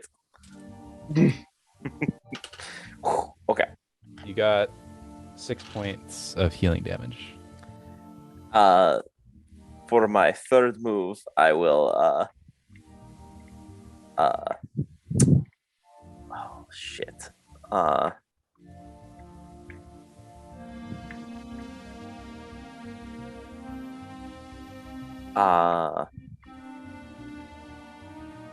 Is there are there like stalagmites or what is it? Stalagmites up top, or is it stalactites that are on top?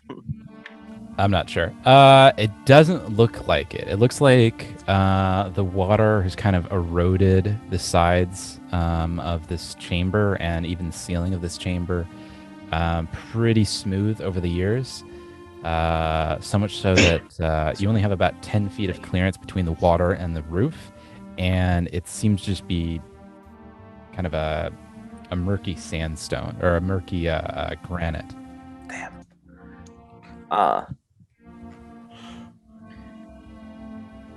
I guess. Shit. I'm going to. Do I have any other health? That's gonna be a nope. Okay. Damn. I end my turn. I have nothing else I can really do, other than call out to that ugly fucking beast to come and get some. You tried to take a chunk out of me. That's gonna take. You're gonna need to do more than that to get me. That brings us to Tristan. So surprised that I am now on dry land, I'm just going to be like, the fuck do we do now? Just kind of like, I can't. Just really regretting not taking that feat now. You, sir. I was like, let's just keep going forward. Do it. I told you that it might come in handy, but I know, and everything in me was like, that is totally a warning. You should totally take that feat. And I was like, no. I knew this was gonna happen. Uh-huh. Anyway, he was looking at this feat that helped him with Basically, marine combat, advantages of fighting in water. yeah, which he does not have. Yeah. Bring my longbow. All right, you take an action to draw your longbow. I guess you don't have your sword on you, or you do have it on. I do, but like, let's face it, this thing is as useless as tits on a breastplate. Yeah. Like, I'm not getting back in the water with that thing. I saw what it did to Tremere. Mm-hmm. No thanks. Everybody. So you have 2 actions left in your turn.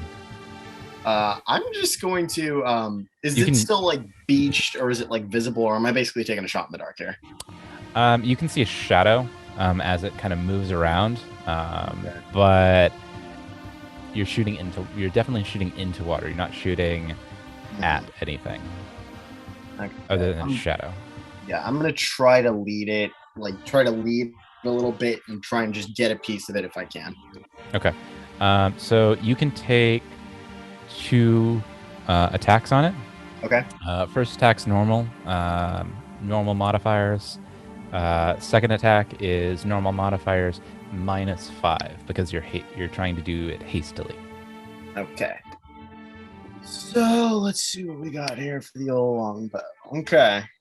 So on your longbow, it would be D20 +9 for the first one, and then it would be D20 +9 -5, so it'd only be +4 on your second attack. Sounds good. Let's give it a go. All right.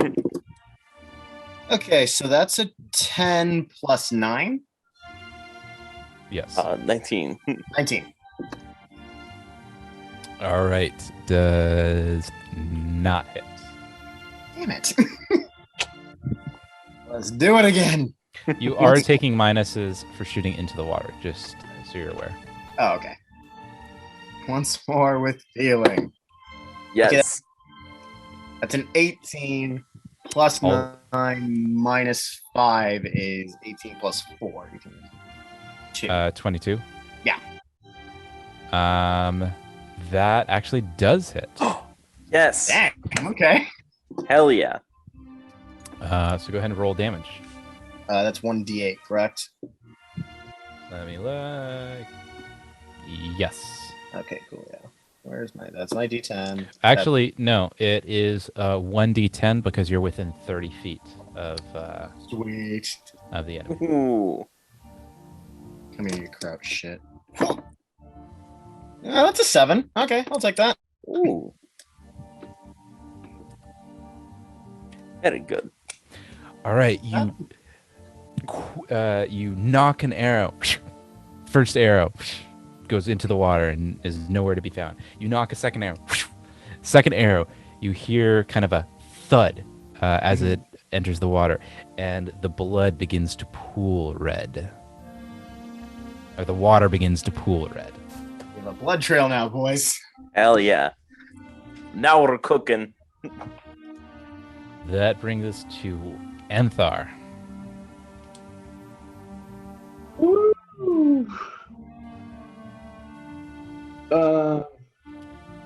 Well. Well, yeah.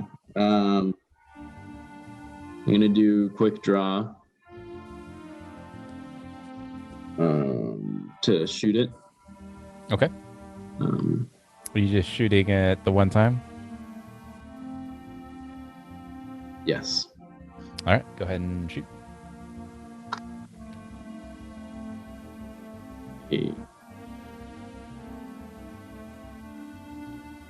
20.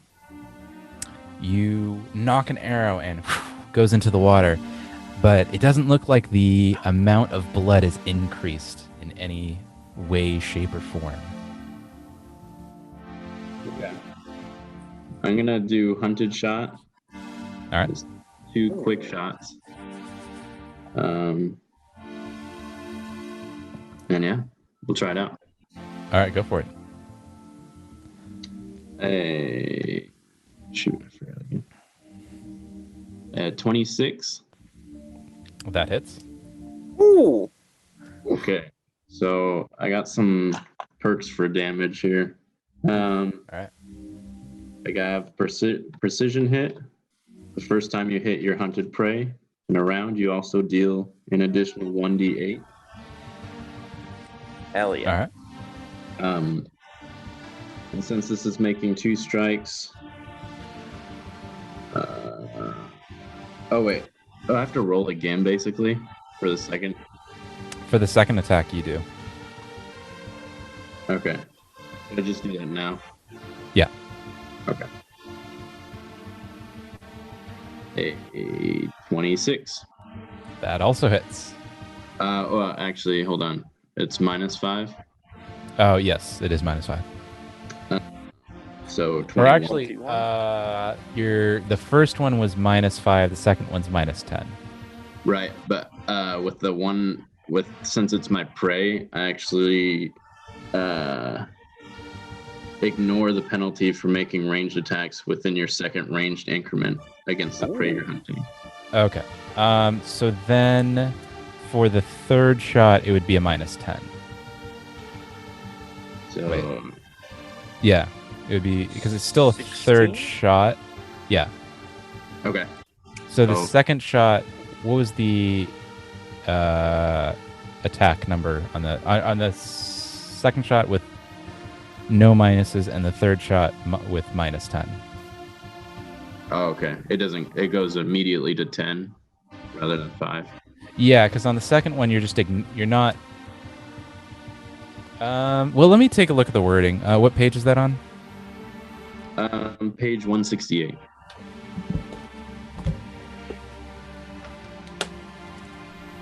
Oh yeah, it does say just ignore the penalty for making a range attack within your second range. Yeah, so that's just ignoring the penalty on the second attack. It doesn't negate the fact that you are taking a third shot. So the third shot still has the -10 penalty, but you just are able to take the second attack without the -5 penalty. Yeah, that's fair. Okay. So what's the attack on the first one with no penalties and the second one with -10? So the first one was, I believe, a 26, Okay. and the third one would have been a 16. So the second attack hits, the third attack does not. Yeah. Okay. Yeah. I'm gonna add this damage real quick.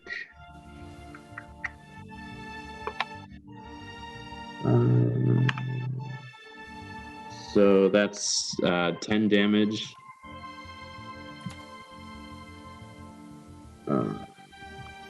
Total? Yeah, total. Nice. And for my third action, Uh-huh. I'm going to treat wounds on Outramir. So go ahead and roll a medicine check. A 24. Ooh, I'm pretty sure that. Yeah. So you are expert. You're expert in medicine, right? Yeah. Okay. Were you going for the expert level heal or the regular level heal? Expert level heal is a little bit tougher, but it has a plus 10 HP bonus to it if you succeed. No, because it's a 2d8 heal anyways on a success. So I'll just do a regular. So, Uchimir, you gain 12 points of HP. Holy smokes! Thank you. And so that is only usable by Utramir once per day. So he can't do that as a single action for the rest of the day. Holy smokes! Like I didn't lose any health at all. Thank you. On that second shot, you knock an arrow and it fires into the water. You hear kind of a roar, kind of emit and kind of echoes through the chamber. The amount of blood now is kind of inking and bleeding out throughout about the southern half of the chamber, pinkening the water. Now we go to Zero. Zero. Perfect. You gonna keep running away? Why you have to put it that way? Fire your magic missile at it or something. Backstab is such an ugly word. Let's see. Spells. Do some sorcerer shit to it. I guess I could do magic missile on it.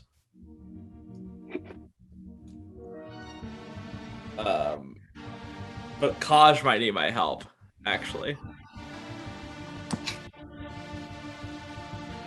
He is treading water. You are still in 10 feet of water right now, Zero. So you're still, if you want to move or maintain your current position, you're still gonna have to roll an athletics check. Okay. And you really can't. You really can't cast a spell while trying to swim either. Fair enough. I'm gonna run away. Roll an athletics check.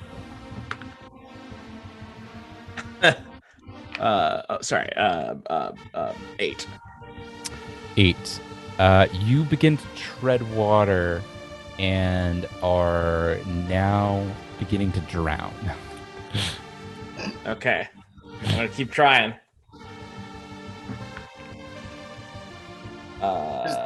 Sorry. That would be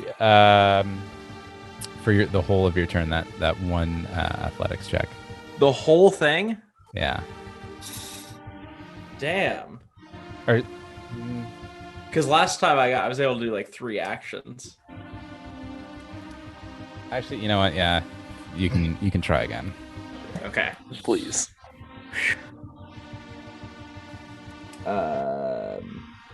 22. All right, you can move 30 feet. Okay. Ah, I'm out. All right. Coward! You So- rat bastard! I think you have one more action, Ciro. What do you do? Okay. Nothing. Okay. That brings us to the bunyip. Now, since Kaj is not here, and I don't know that he's coming back, I'm going to ignore the bunyip is going to ignore him. Okay. He's gonna ignore the flapping cat. Yes, he's going to ignore the flapping, basically drowning, wet cat.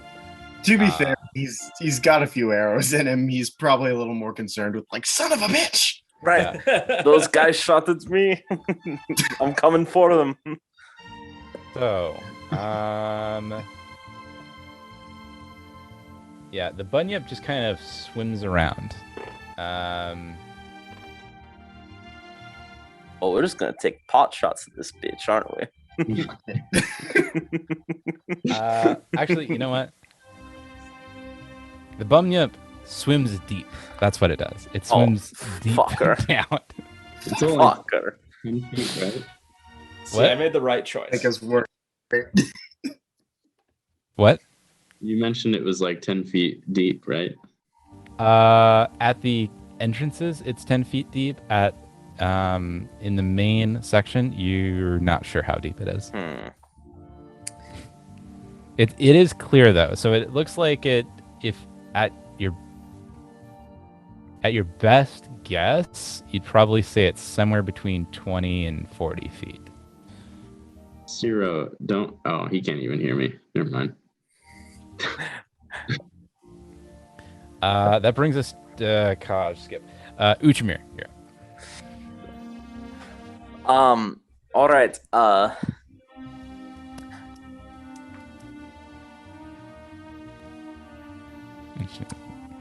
Uchimir, you have to dive in there.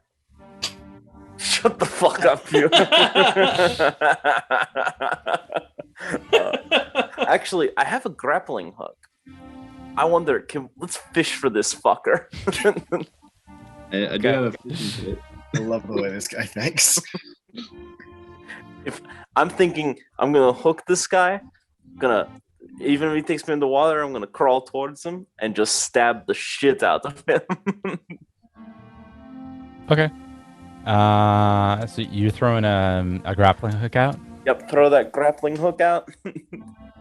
All right. You spend an action throwing the grappling hook out. It doesn't seem to have any effects. It seems to have just sunk to the bottom. You can reel it in and try again. I'll reel it in. Maybe I'm not gonna get anywhere with that. So, So it took an action to throw it, and then it'll take another action to reel it in. that's okay. I'll do that, and then for my third action, I'll get my crossbow out. Okay. And then you're just throwing the grappling hook to your side? Yep, Or are you just putting it away? Okay. down on the sand for now. All right. Tristan, you're up. Okay. Can I make some sort of roll to see if I can follow the blood trail to where less it's going, or is it too pinked to kind of track anymore? You can try it. All right, Roll a perception check. All right. Okay, that's a 17. This. Gosh, beat me to it every time. I think it's a 7. Yeah, 7. So 24. 24. You have a general idea of its vicinity, but you can only place it within about a 10 by 10 square block. Okay, I'm going to use my second action to relay that to Antar and Uchimir, just so they know where to aim. Then I'm going to use my third action to take another shot. Okay. Go ahead and attack. Okay. It's an 18 plus 9. So 8, 9, 20, 7. Multiplication tables. 27. All right. Wait. I'll be damned. You actually hit the bastard. Wow. Roll That was damage. one hell of a shot. Great shot, kid. Am I rolling my D10 or my D8? D10. Shit, yeah. Come on, mama, daddy's 8. All right. You hear kind of an echoey. Fuck you! I think yes. And the amount of blood continues to darken the waters, the otherwise crystal waters. Enthar, you're up. That was great. So this fish is still my prey, so I'm still tracking it. Okay. But yeah, I'm gonna hone in my focus though as a location though. Okay. Is that, You hone in on its specific 5x5 location. Ooh, okay. Wow. Yeah, I'm gonna shoot an arrow at it. You still everyone's still taking minuses because you're shooting into water. But yeah.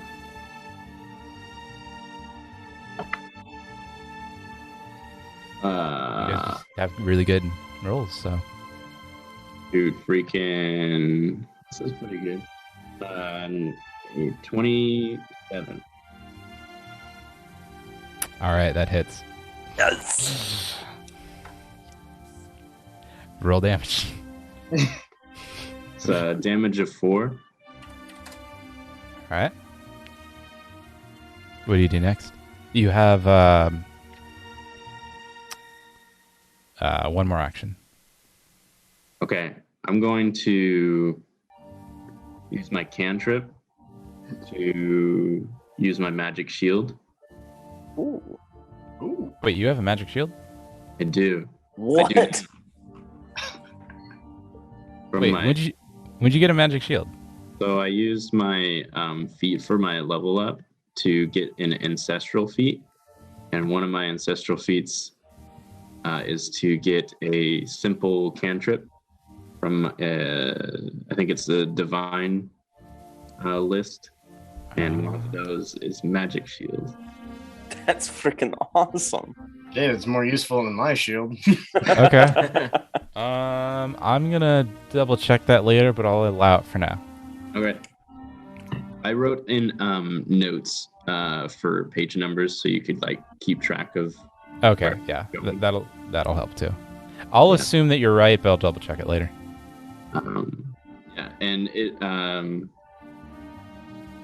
so it stays up until the start of my next turn. Okay. Zero, you're next.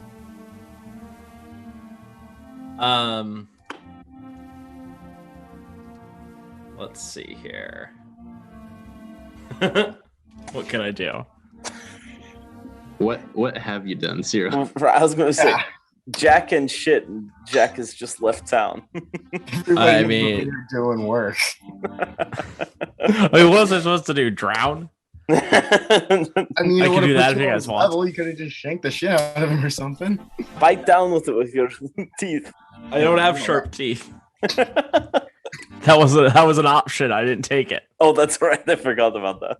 That's why you have the dagger.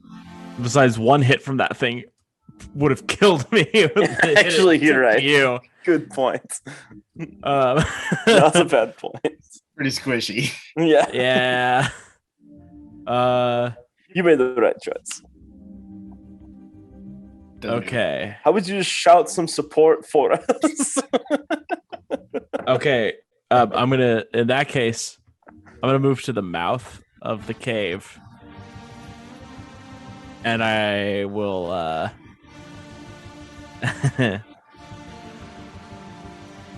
I'll just shout. Yeah, you guys got it. Keep going. One more thing. Do better. Yes, there we go. There Is that we your go. whole turn? That's my whole turn. Again. Okay. Shoot! Shoot him.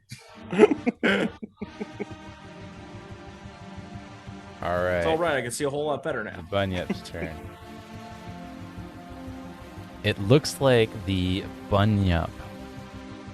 Yeah, as you kind of trail the bleeding water, it looks like the Bunyip dives down deep and then makes his way out towards the western exit of the sea cave. Looks like, as far as you can tell, the Bunyip has left the sea cave. I would be mad that we don't get to like loot it or retrieve our gear, but at this point, that shit was fucking terrifying. Right, let's just get the fuck out of here. Yeah, my ass is puckered enough. Let's just. Same here. Dude, seriously. Let's get the hell out of here. Tristan, Uchamir, and Anthar, roll a perception check. Okay. 19. 21. And Tristan, what was yours? Dirty 20. Dirty 20. All right. Tristan and Anthar, past the bloody water and the pinkish water that kind of trails to the west, you see a glimmer and a sparkle erupting from kind of the bottom and the edges of the sea chamber. Can I go fishing for it? You want to listen? I'm a simple man. I see shiny. You want to? Pick it up. Let's just not tell Ciro about this. Doesn't have to know. If you want to try fishing for it, you can certainly try. I'll bust out the grappling hook. You bust out the fishing gear. Let's go. I don't like when you do that, Marshall. I mean, it's not okay. You can try. No. I'm just gonna go swim down and get it. All right. This is where it gets interesting. This is I'm where gonna- it gets interesting. I'm gonna Damn. draw the sword and follow him, but I'm just going to as I look at Uchamir's grappling hook that he could have just picked up and started to try and fish the thing with them. We just got out of this, and we are looking back into it. Just mulling to myself as I'm just like, we're back into the belly of the beast, aren't we?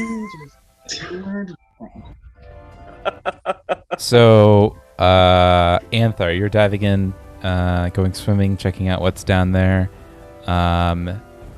Tristan, you're following and you're also checking out what's down there? Yeah, I'm following him. Okay. I'm gonna stay here with the shit. Anthar, you dive down and you find after about both of you roll a athletics check. You're talking to the two most athletic characters. 19. Okay.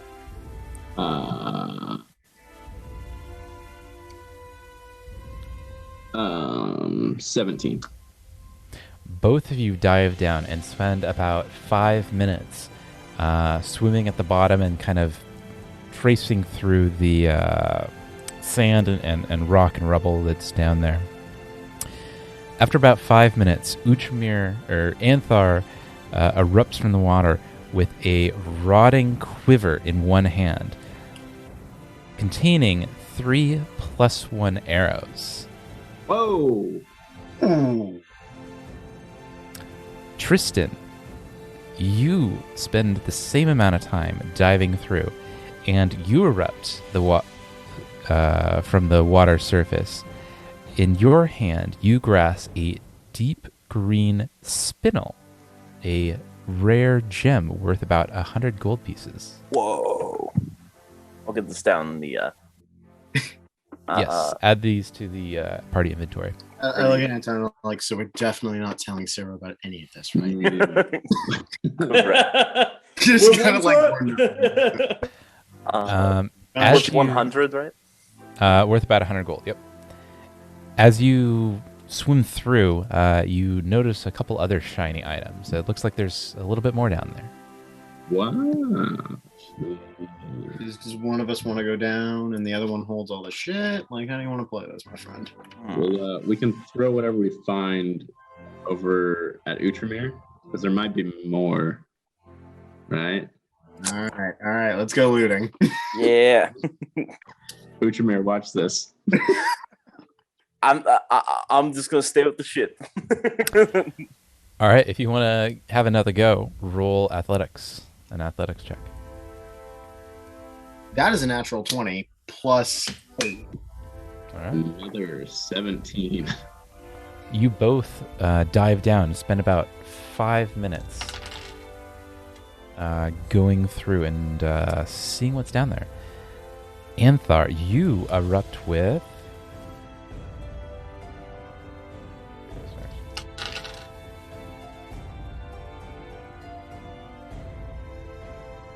a handful of gold, in particular 3 gold pieces.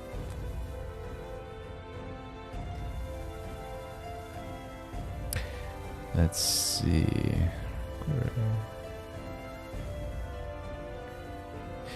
And Tristan, you erupt with a rusted kukri with an intact garnet handle. The hilt itself worth about 200 gold pieces. Holy crap. Okay, listen, this in its heyday would have been a real knife, but the blade's gone to shit, but we bust this thing off and sell it, man. We got... We're talking a little money. And then you Did I hear double that in Liar's Dice. Oh, you know it. I thought I heard something about money. Side you note. hear nothing. You can actually use loot as buy-ins for various card games and gambling games. And depending on who you're talking to, you might be able to get the full value of it instead of just the halved, selling value of it at any shop. That's Depends on who you're pretty talking to. Hmm. And how well you sell the good. We upsell this a little bit.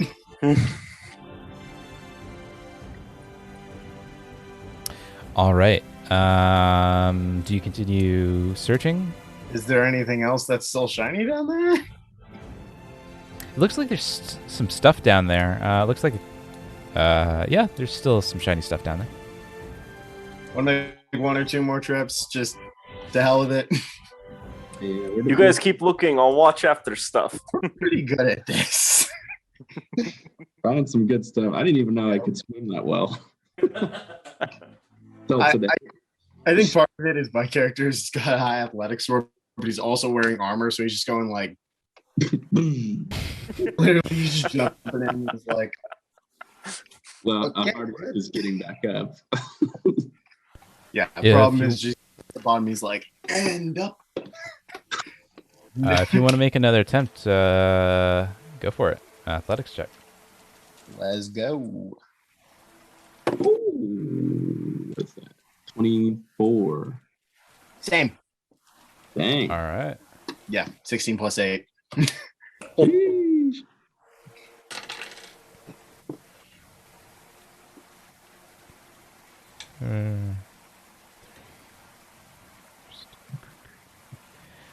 Looks like this time you come up empty. Oh,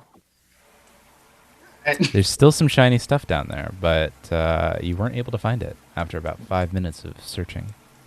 All right. Throw my hat off and dive right in. Roll an athletics check. Watching the loot. 24. All right. You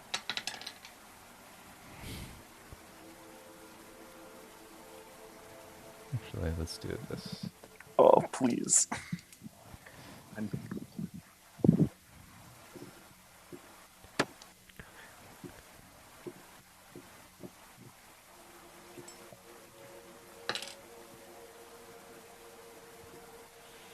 All right. After about 5 minutes of swimming around, Utramir erupts from the water with a bone of wand, a bone of wand of shield. Oh, okay. A wand of shield made of a bone Oh, okay. Ooh. with 9 charges left in it. I wish I could say I'm going to use this, but that's definitely just going straight to 0. Hey, he doesn't need to know about this. No, he doesn't even. Did you hear that, 0? You don't worry about it. What? Perfect. You're fine. You're doing You great. guys are great. Anything else in there in that water? Any shiny? It looks like there's still some shiny stuff down there. Let's go. On 3, all of us roll.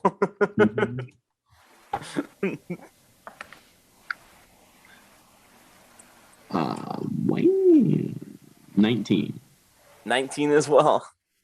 22. All right. All 3 of you managed to Synchronized successfully dive. come up with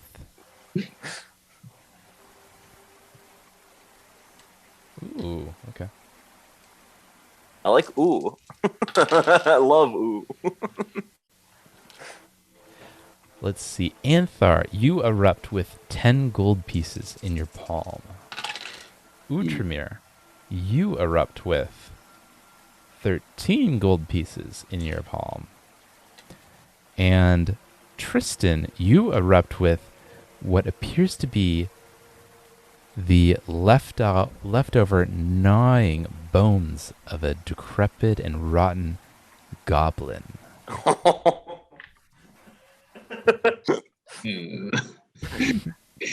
Hey, that's a pretty neat looking back scratcher there.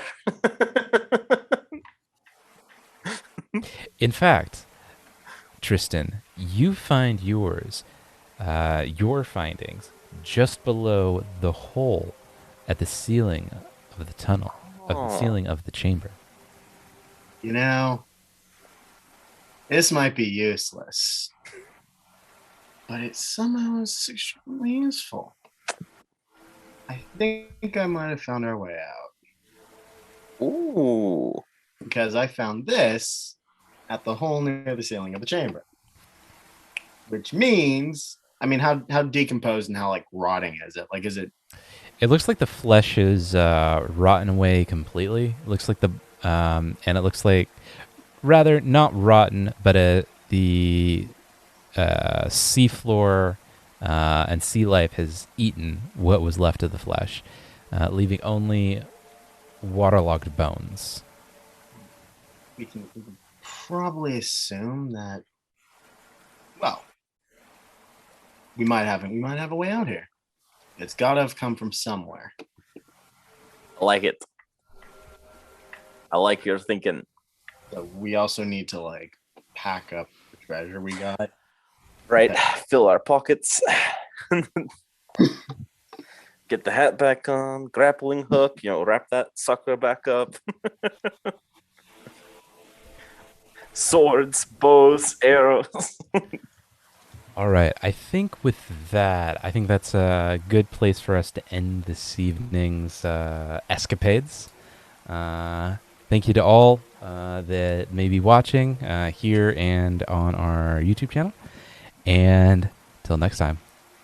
Till next time. Thank you all. Thank you all for everybody. watching. Great. Night, everyone.